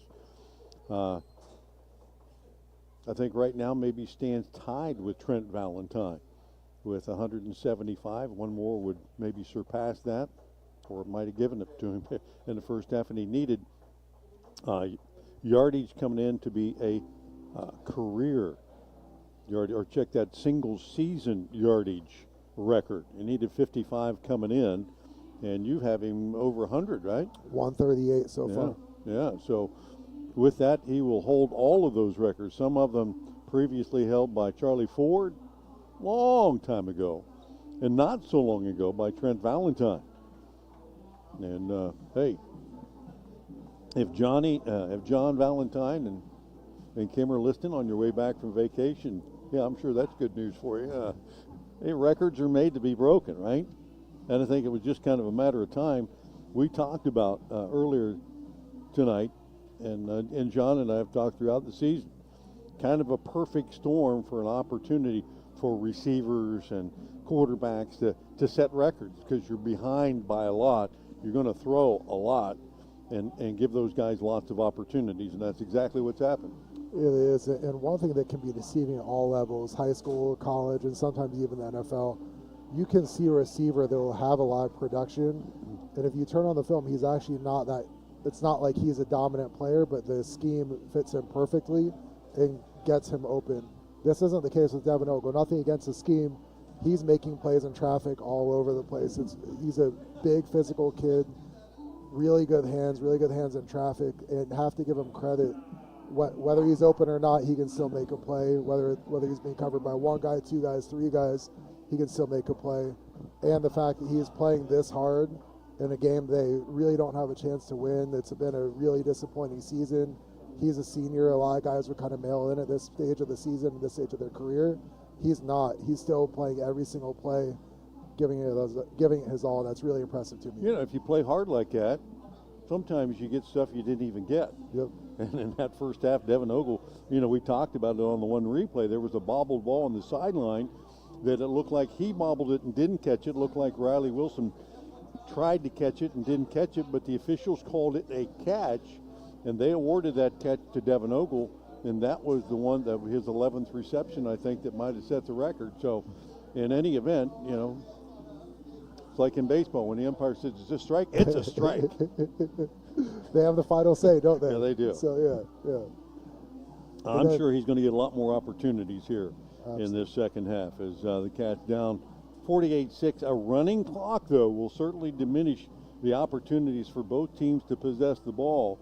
St. Clairsville will get the opening kickoff. We want to thank our sponsors for tonight's game, Myra Shire, for Municipal Judge, Patrons Buckeye Mutual Insurance, Laborers Local 530, Valentine Insurance, Wayne Garage Door, Cambridge Auto Sales, Hissam Service Center, Guernsey Muskingum Electric Cooperative, People's Bank, known for WB Green Insurance, West 40 Auto Sales, Cambridge Overhead Door, Jeff Leonard for City Council, Convenient Food Mart of Barnesville, and AMG Vanadium.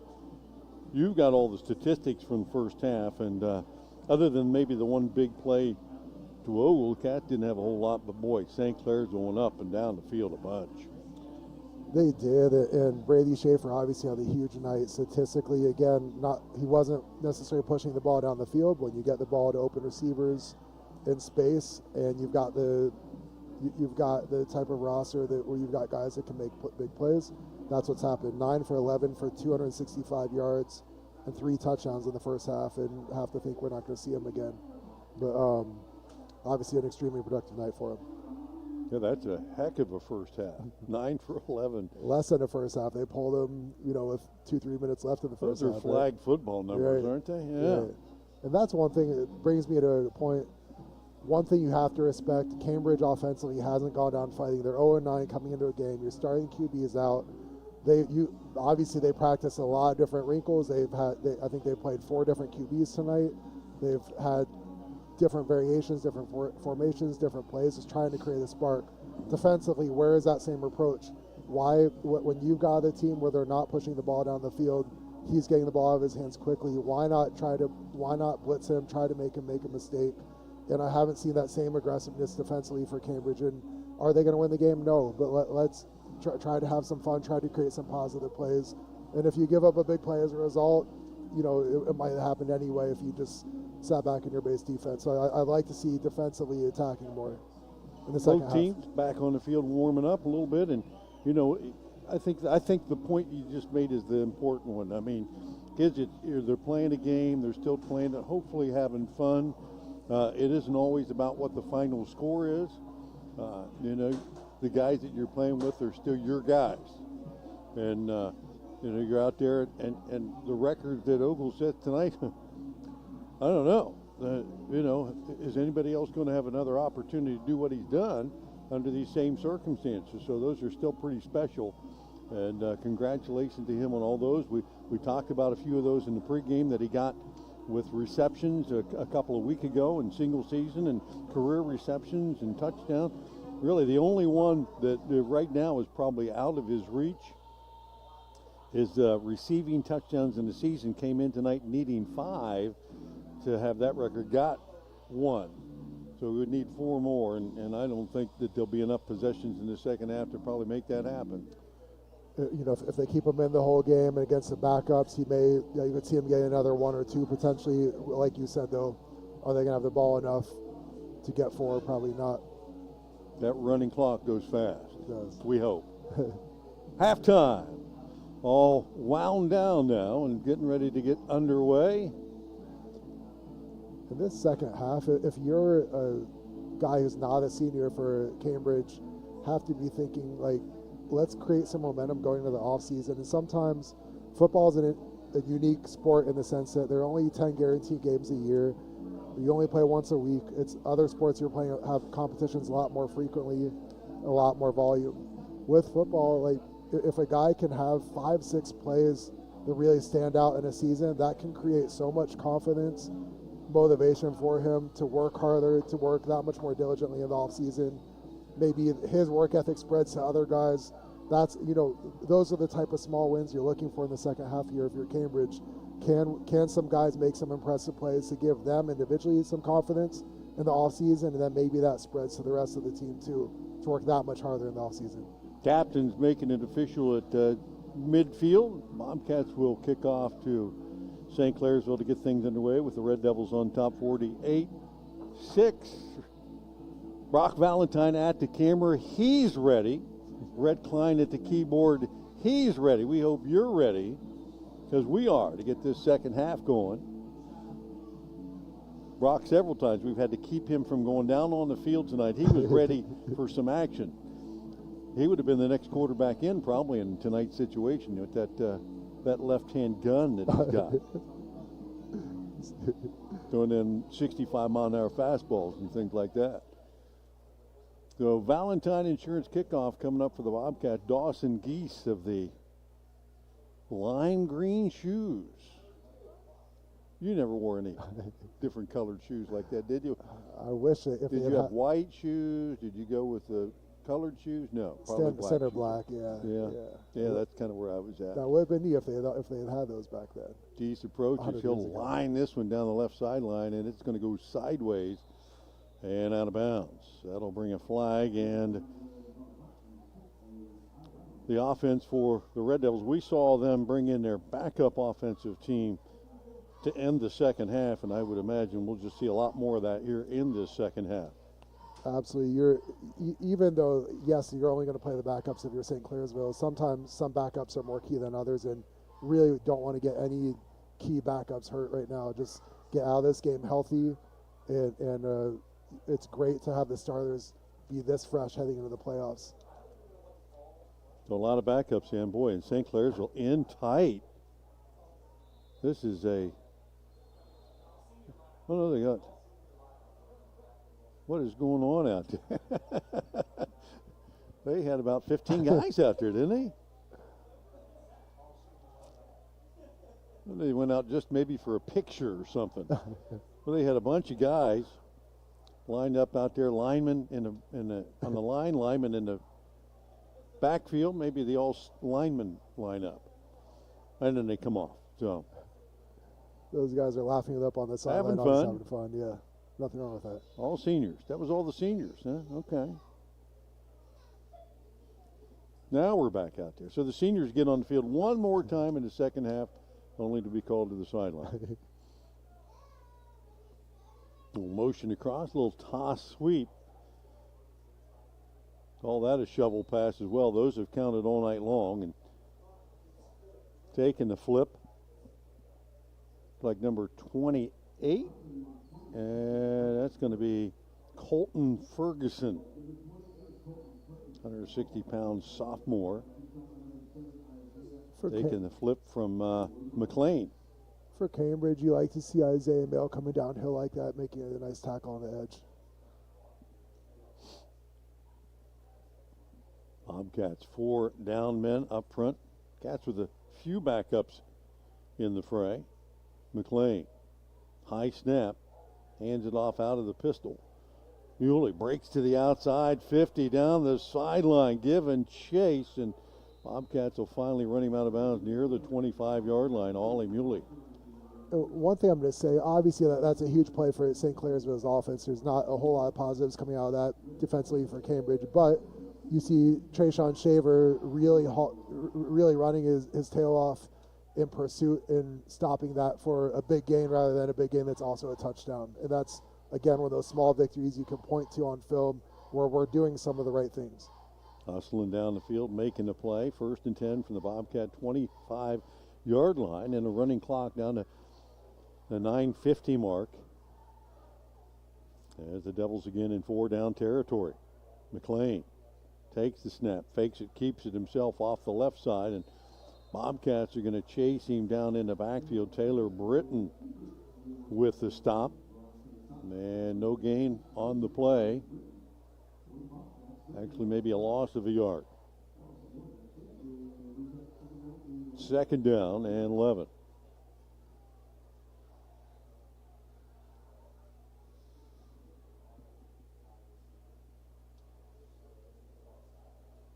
By Velka in the background, or in the backfield, offset there. McLean back to pass, throws it down the middle, wide open receiver inside the 5, and he's going to drag defenders into the end zone. McLean, I think that's 20. I think it is. Nico Jacob. Looked like a tight end seam there, and the QB just put the ball on the money. Tight end finished it off. He did. So McLean. TD pass to Nico Jacob.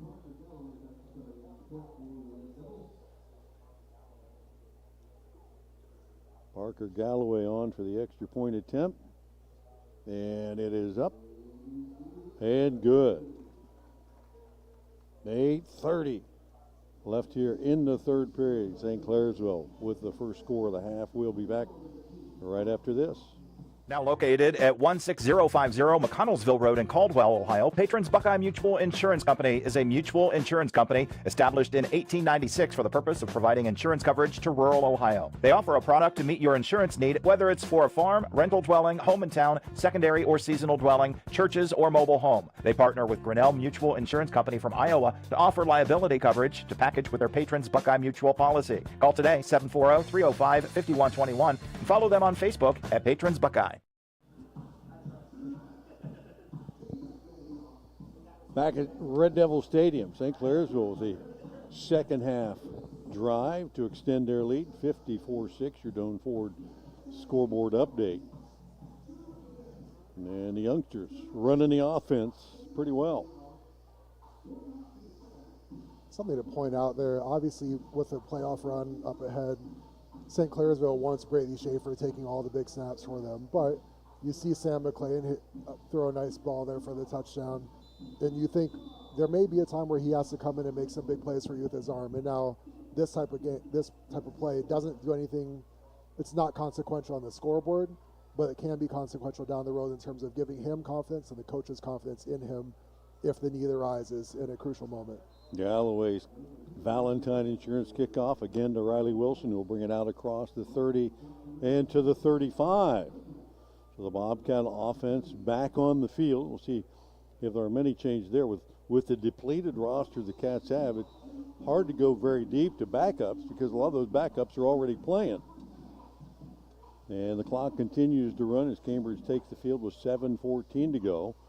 They will start at their own 35-yard line. Bobcats made a little substitution when they brought in Brady Anderson, or Bryson Anderson that is, and he'll stay in at quarterback and hand it off on the reverse to Kaiser. Kaiser on that inside reverse, haven't seen much of that, but that one nets positive yards across the 40, near the 43. Like the call, just another wrinkle to get one of your playmakers the ball in space there. Not bad. Kaiser's been probably the quickest guy to have. He's got those fast twitch muscles and one of the quicker guys for the Bobcats.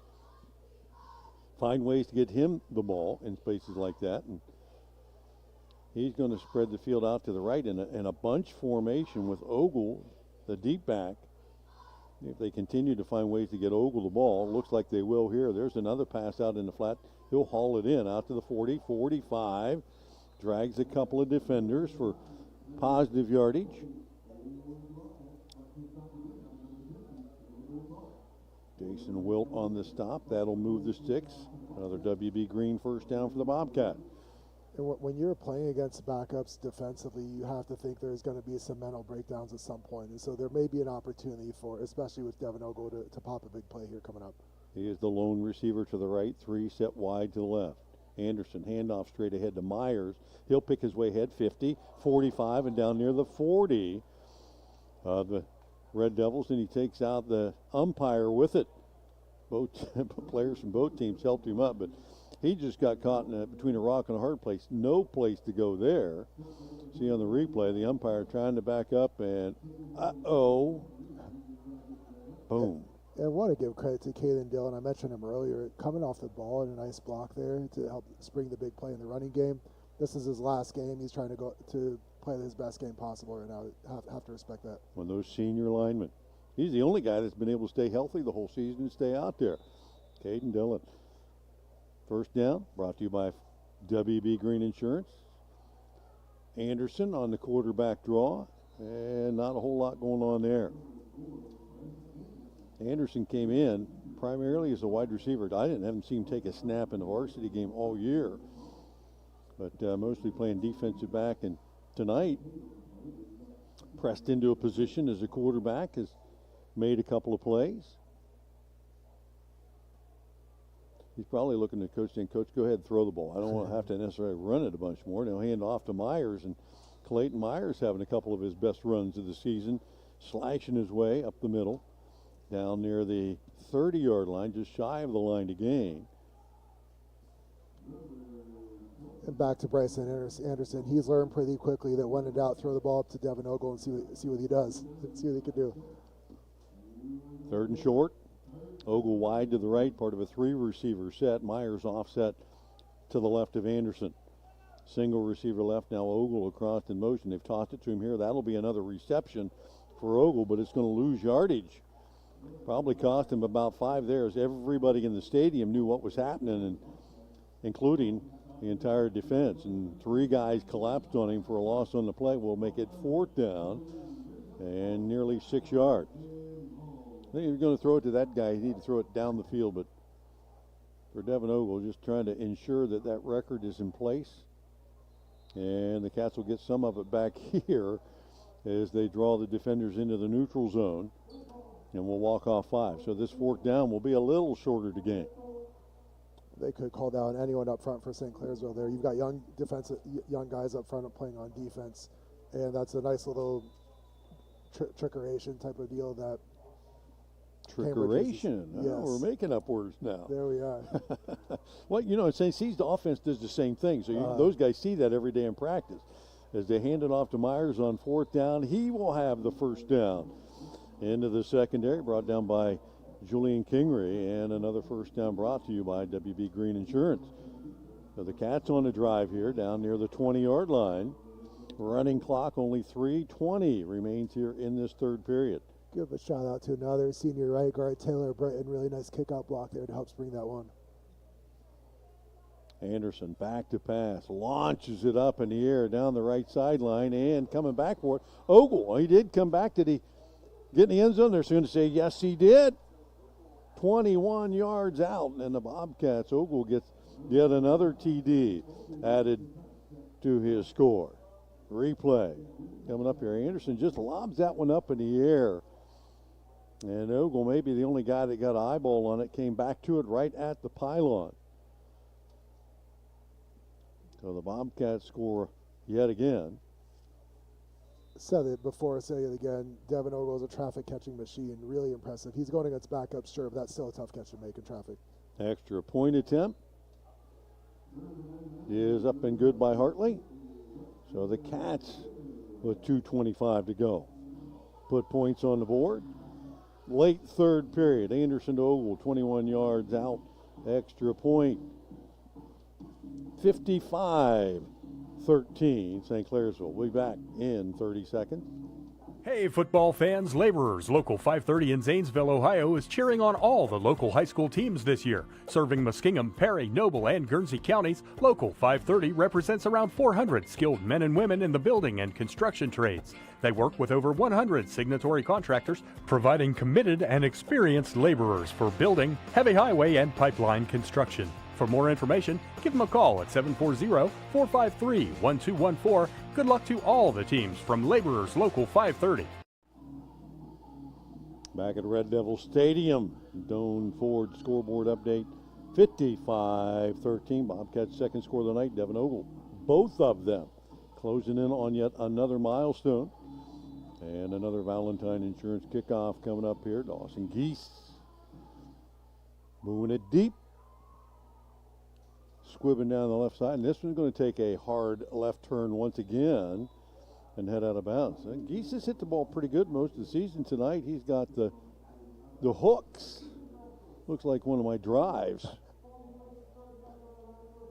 If there's water to the left, it's going that way. No matter what. So St. Clairsville with one possession in the period and a touchdown. Gave it to the Bobcats, who had one possession and a touchdown. And now St. C back on the field from their own 35. 2:06 to go. Now wind that clock back into play, and boom, it's going. A little reverse play. McLean coming back the other way. Flips it inside to Derek Panapanucci. No, check that. Elijah Hill. Elijah Hill with the reception. Nobody hands the ball off anymore. Everybody's got to flip it. You're flipping it forward. Everything's a forward pass. It does take the fumble out of. Yeah, if you don't handle it, it's incomplete. But if it's probably easier to mishandle, and then that's more likely to be bobbled and pop up in the air, though, at the same time. First down, St. Clairsville out at the 46-yard line on that game.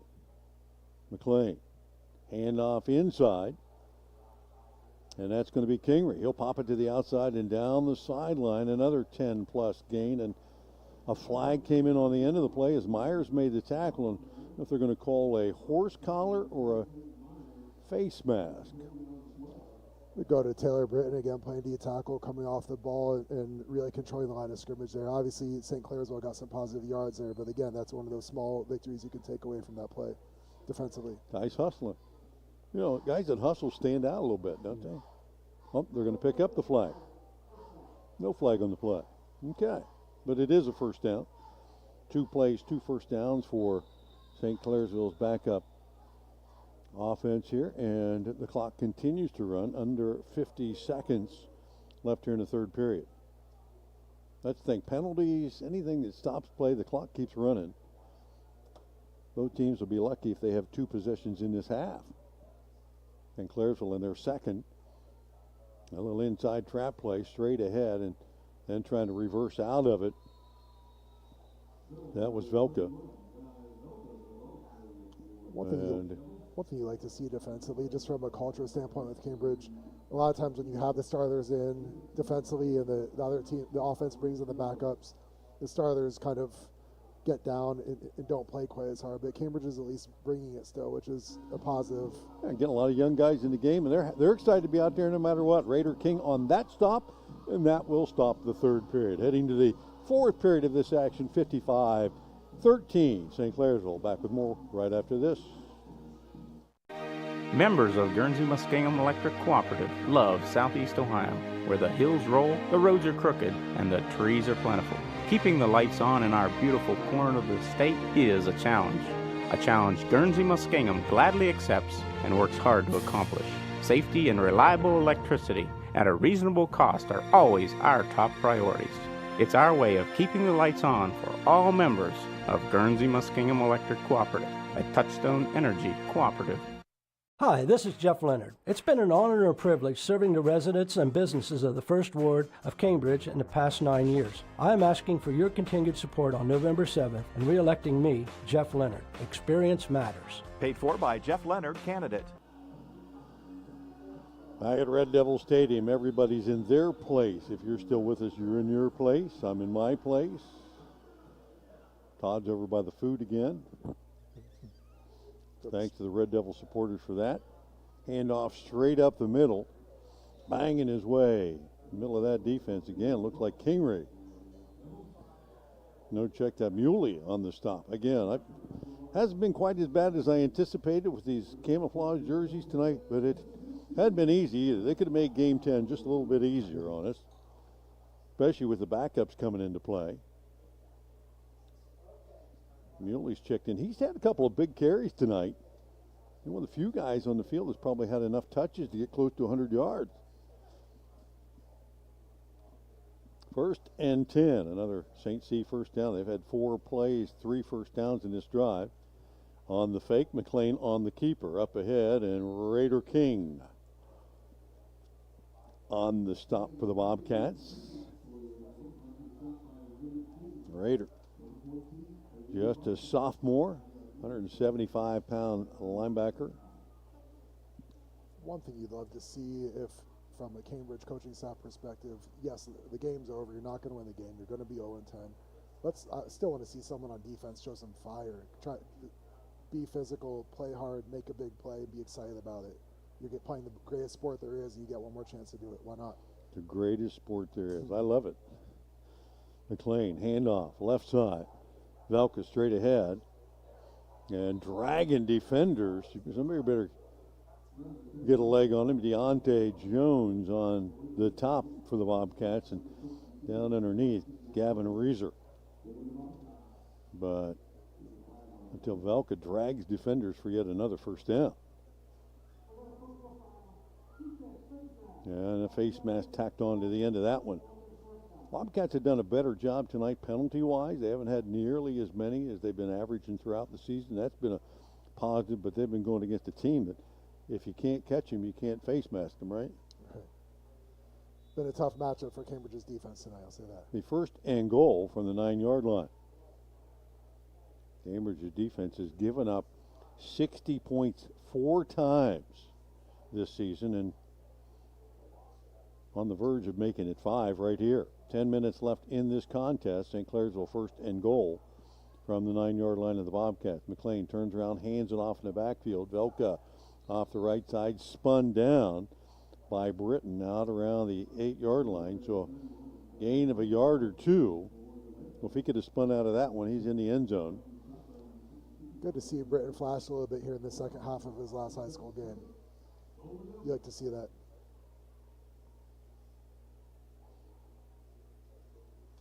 Clock continues to wind away, under 9.5 left.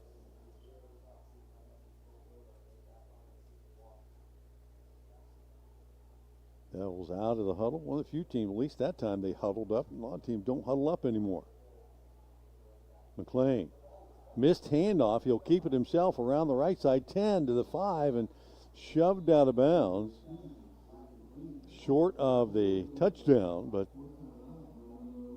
heads up play and a flag in the backfield holding on the Devils. That'll back them up, and I don't know why they stopped the clock. You made a really good point there about Sam McLean. Just for the backup QB to have the wherewithal to pick the ball up and know where there's green grass to get to. I get there was a penalty there, but again, you're looking in the event that he needs to play in a crucial moment in the playoffs. These are the moments where he can create some confidence in himself, and for the coaching staff to have confidence in him. Brett McLean is the head coach, so you got to believe this is his son. I'm not 100% positive of that, but I'm looking at the heads he play and the decisions he's making. I'm thinking he's been sitting at home watching film a lot with Dad and figuring out what to do. It makes sense. He'll take that snap, handoff straight ahead, and dragging defenders down the middle. Derek Bonapanucci. I'm sorry, Derek. Actually, Elijah Hill again. I got my numbers mixed up here. Elijah with that gain. And these are situations where you quit on the stats a long time ago, didn't you? I know you did. It's too late now. All these subs that came in the game, and you put the pencil away.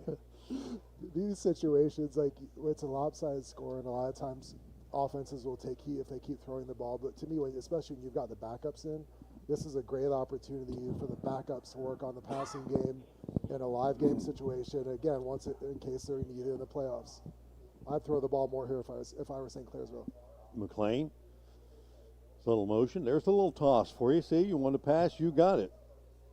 Coming across and trying to work his way to the end zone was Ferguson again. And that's Although McLean did throw a touchdown earlier in the half down the field, he's had a couple of those little short passes, and at the end of the game, he can go to Dad and say, Dad, I was like 3 for 3 today with a touchdown. Think I'd get me a little more playing time next week in the playoffs, right? Yeah. The one thing to point out, again, we're talking about small victories here in a long season for Cambridge. Lopsided score tonight. But the one thing that has improved tonight overall is they are forcing the ball back. They're at least stringing running plays out rather than last week, and then early in the game tonight, there was a soft edge several times. Hill in the backfield with McLean, 4th and goal, and they'll run the reverse, coming back the other way, diving for the end zone. Did he get in? Deontay Jones in on the stop, along with Raider King and a couple of other Bobcats, and they're going to say they stopped him short. Ferguson coming on the end around. And so the Devils are going to turn it over on downs. Cambridge will take over at their own 1-yard line.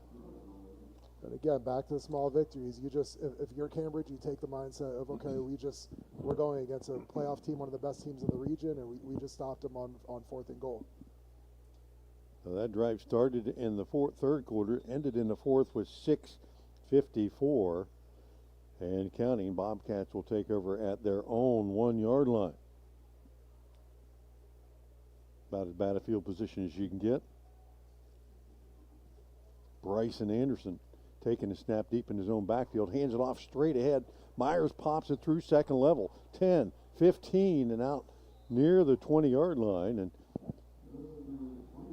nailed right there by Velka. But big play to get the Cats out of the shadow of their own goalpost. Nice blocking inside, had a little hole, put a move on there, and up the right side, found his blocking down the field.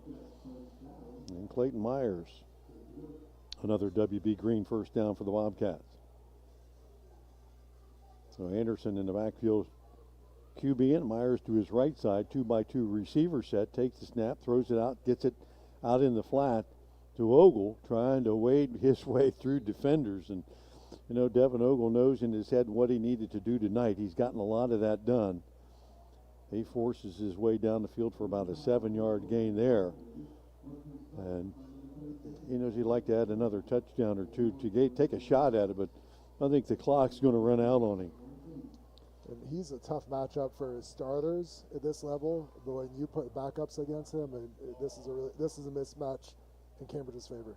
Myers again straight ahead, not much this time as he runs into a stack of people at the 25, gets it out to maybe the 26 or 7, bringing up 3rd down and short.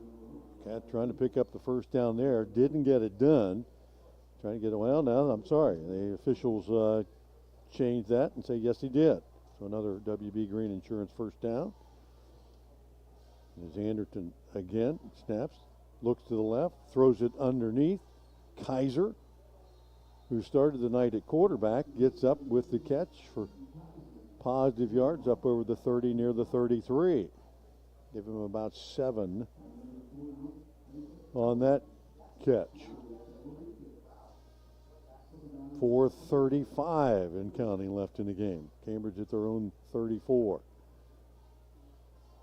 Anderson spreading the field. Again, Myers straight ahead, slips one tackle, bounces off a second, and backs his way out to about the 38-yard line.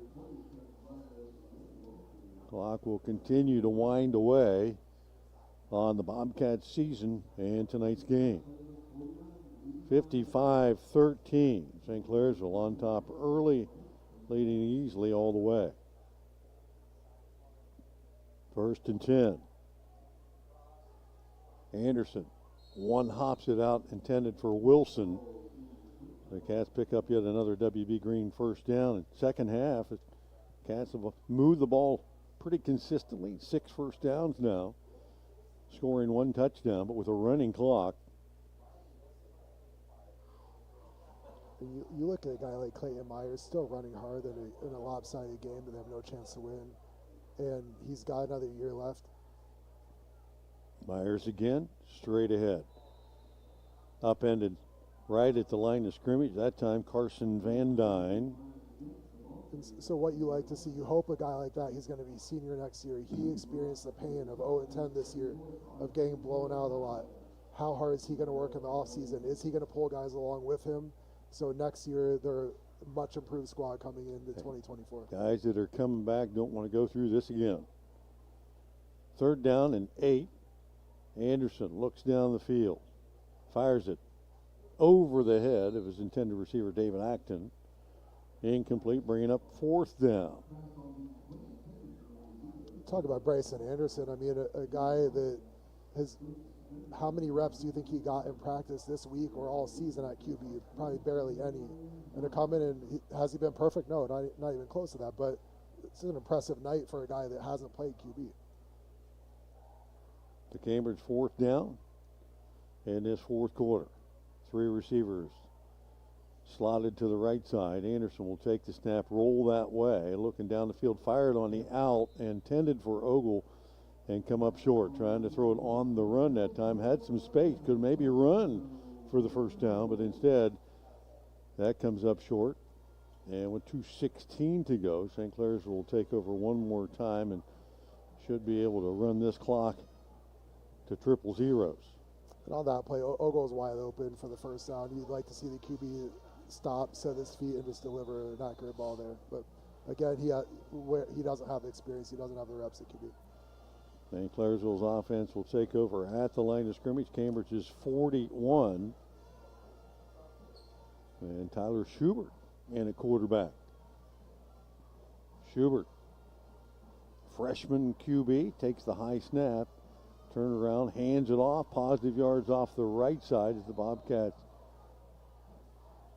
throw the running back. That's Cale Fisher. A lot of freshmen in the game for St. Clairsville here as they've moved past the sophomore level team and to the freshmen. And with 1:36 to go, let's see if they'll let Schubert run a play. Tyler Schubert again at quarterback. Offset pistol behind him. We'll turn and hand it off again. Working off the left side and getting good yardage again. And that'll also be Cale Fisher. And a 1st down for St. Clairsville.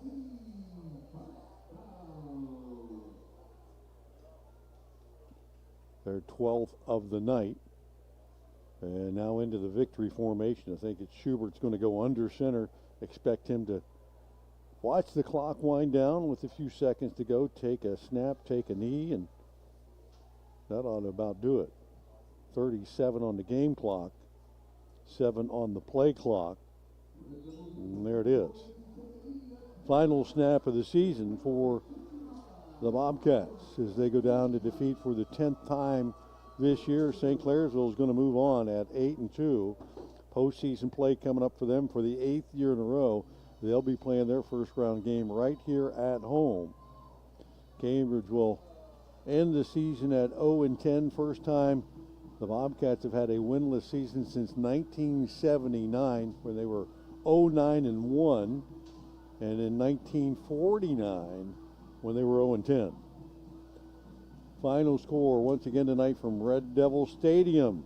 St. Clairsville 55, Cambridge 13. Stay tuned. Our post-game wrap-up coming up right after these messages. I'm not buying till I check on Ford. Most of us are faced with uncertainty every day. Your job, your finances, sporting events, schooling for your children, and so much more. With so much uncertainty surrounding you, there's one auto dealership that you can be certain about, and that's Doan Ford. You can be certain that you'll always get a great deal and the best service afterwards. In business for nearly 60 years has given Doan Ford the reputation of being a strong, reliable dealership. Be certain. Choose Doan Ford. Online at DoanFord.com. Discover excellence at Hissam Service Center and Towing on East Main Street, Barnesville. Family owned since 1974, they're your one-stop solution. Propane, full-service gas, on-off-road diesel, non-ethanol, they've got it all. Expert body shop with free estimates and service garage for oil changes, alignments, AC charging, brakes, and more. Proudly supporting Barnesville Shamrock athletes. Good luck this year. Go Rocks! Trust Hissoms for top-notch service and community spirit. Hi, this is Jeff Leonard. It's been an honor and a privilege serving the residents and businesses of the First Ward of Cambridge in the past 9 years. I am asking for your continued support on November 7th and re-electing me, Jeff Leonard. Experience matters. Paid for by Jeff Leonard, candidate. Your home and your car are likely your two biggest investments. Protecting them from unexpected damage is a prime concern to WB Green Insurance. They are proud to represent Westfield Insurance, a financial service organization that provides insurance products for your home, auto, and business. Sharing knowledge, building trust is Westfield Insurance's pledge to their customers, along with personalized claim service that's fast and friendly. To learn how Westfield can help with your insurance needs, talk to WB Green Insurance today. Cambridge Auto Sales would like to wish all the local football teams good luck this football season. Visit Cambridge Auto Sales for reliable vehicles at unbeatable prices. You'll find great selection, top-notch service, and amazing deals at your local Buy Here, Pay Here dealer. Come check out their selection of pre-owned vehicles today. For more information, give them a call, 740-255-5344, or visit their website, cambridge-autosales.com. Go Bobcats! Wayne Door is Ohio's most complete one-stop shop for residential and commercial garage doors, entry doors, windows, and much more. In fact, the list keeps on growing. Garage doors, entry doors, storm doors, access entry systems, vinyl replacement windows, and stone are just some of the things Wayne Door has to offer. Stop by their Cambridge showroom to see their full lineup of premier products in person and work with their team of experts. Wayne Door also offers 24/7 emergency garage door service, and their service department is second to none. Wayne Door, more than just garage doors. Check them out at waynedoor.com. 97.7 on your FM dial. We're WILE-FM, Byesville, Cambridge. Back at Red Devil Stadium, wrapping up the 2023 season for the Cambridge Bobcats as they drop one tonight, 55-13 to St. Clairsville. Red Devils scored early tonight, 3 in the first period. Colt Westlake, the first touch of the night for the Red Devils, 92 yards to the house. Devin Schoolcraft from 23 yards out on the next possession, making it 13-0. Then Schaefer, the quarterback, a 10-yard run at the end of the first period, 20-0. St. Clairsville, they would extend that lead. Brody Saunders, a catch from Schaefer, 63 yards. One play, banging off of defenders all the way to the end zone. Ollie Muley, 52-yard catch and run. At the 8:08 mark, made it 34-0. And then a 75-yard catch, Tyson Pastor on the short pass, taking it to the house just before halftime. And then the Bobcats get on the board. Devin Ogle with 4:26 to go in the second period, taking a pass, I believe, from Anderson, who had come in the game at that point, and tossed it down the left sideline. And Ogle ran under it, taking it all the way down the left sideline. You see it on this replay. As a little stop and go, went up the field, little pump fake. Yeah, we had it for a minute.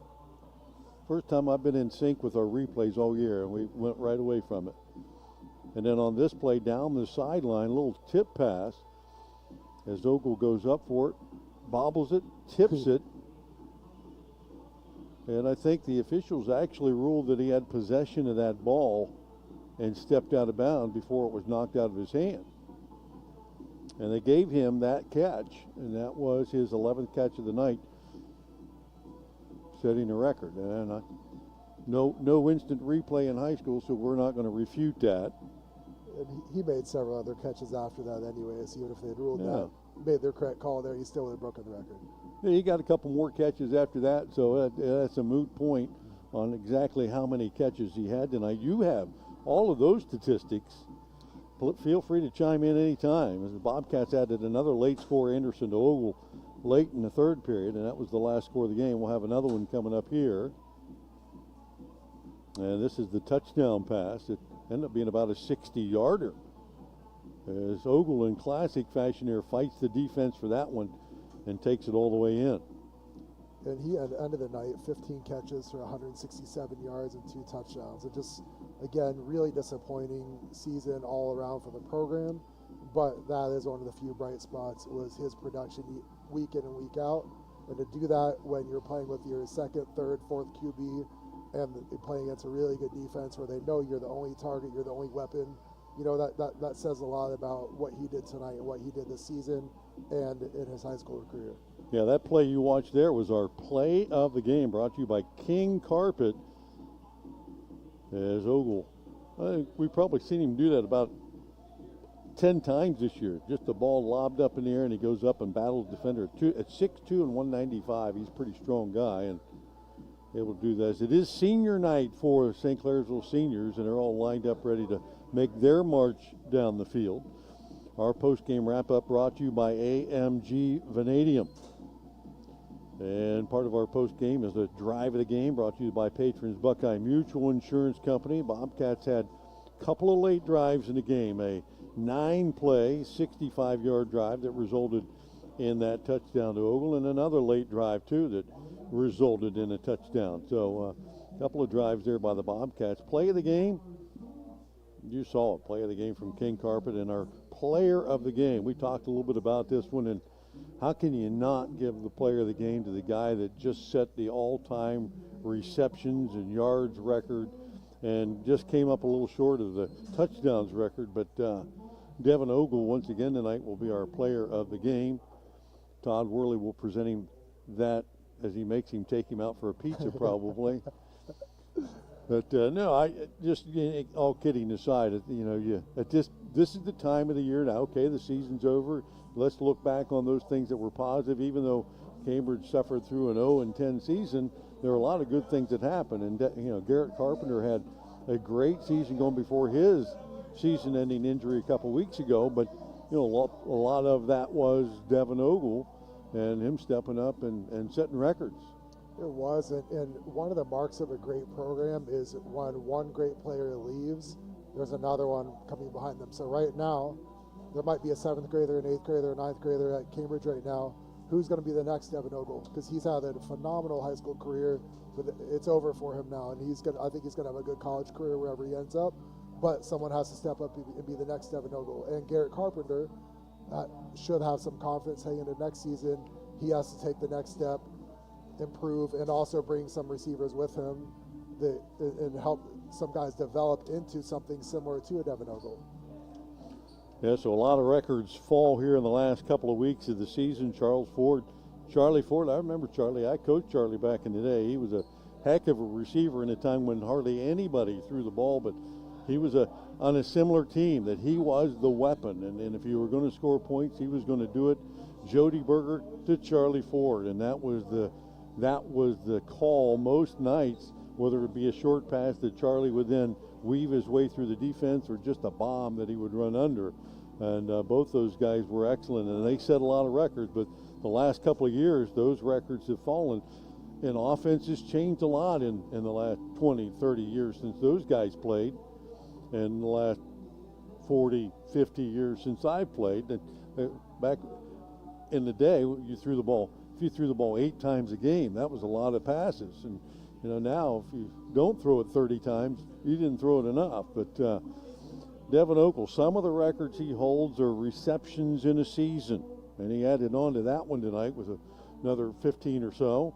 Receiving yards in a season, he broke that record tonight, also held by Charlie Ford. Receiving touchdowns in a season, he came up just shy of that one. He got a couple more tonight. I think he'll be 2 or 3 shy of that one. Receptions in a career, and I think he passed that one as well, as currently held by Trent Valentine, or was held by Trent Valentine, now held by Devin Ogle. Receiving yards in a career, went over that mark a week ago, and career touchdowns, he was already there. Added 2 more onto that one tonight. I think he's got 29 career touchdowns. He had a couple last week and a couple this week. So Devin Ogle, our player of the game, brought to you by Plus One Pizza, and congratulations to him. And for the Bobcats now looking ahead to their winter season, I think Devin is one of those guys, plays basketball. He's a multiple sport kind of guy, and probably need a little bit of time to rest up before that after this season, though. Yeah, it's unfortunately no more games. Obviously, everyone on Cambridge's roster and the coaching staff would love to have a week 11 because it means you earned a spot in the playoffs. Didn't happen this year, and the guys that are returning have to do everything in their power from tonight all the way until the beginning of camp in August to make sure this doesn't happen again. So next year there aren't any more week 11s where Cambridge is sitting at home. That can't happen again. That's a mindset you have to take as a player. Well, if you got any final stats you want to share with us on tonight's game, I saw you madly scribbling away. We hate to see that all go in for a loss. Just again, Ogle with a big game, Brady Schaefer with a big game for St. Clairsville, and again that one is probably a little more misleading because he's hitting a lot of short passes where the receivers were making plays, explosive plays with their legs after catching the ball. Yeah, I'm not doing a handwriting test on all your stats sheets there, but it's not easy. Nobody knows how easy that is to do, is watch a game and talk about a game and then write everything down that you just saw, right? Right. Some kind of a test, and most people fail it. Right. It took Johnny Valentine 10 years to learn how to do that. You got it down. Want to thank our sponsors for tonight's contest, our final contest of the season, but there will be more football on AVC Sports as we continue into the postseason, and a lot of local teams going to be in the postseason in Barnesville, and certainly John Glenn is battling Tri-Valley tonight. They're going to be in the postseason, and a few other teams as well, Caldwell. So hang in there, check out our website for those game time sites. Certainly a lot of those will be streamed live as well. I want to thank Brock and Brett tonight for all of their work and all of our sponsors tonight. People's Bank, Doan Ford, WB Green Insurance, West 40 Auto Sales, Cambridge Overhead Door, Jeff Leonard for City Council, Convenient Food Mart of Barnesville, AMG Vanadium, Myra Shire for Municipal Judge, Patrons Buckeye Mutual Insurance, Laborers Local 530, Valentine Insurance, Wayne Garage Door, Cambridge Auto Sales, Hissam Service Center, and the Guernsey Muskingum Electric Co-op. From Red Devil Stadium, St. Clairsville, Ohio, I'm Bill Kafuri for Todd Worley. We appreciate you joining us tonight. Final score once again, St. Clairsville 55, Cambridge 13. Good night, everyone.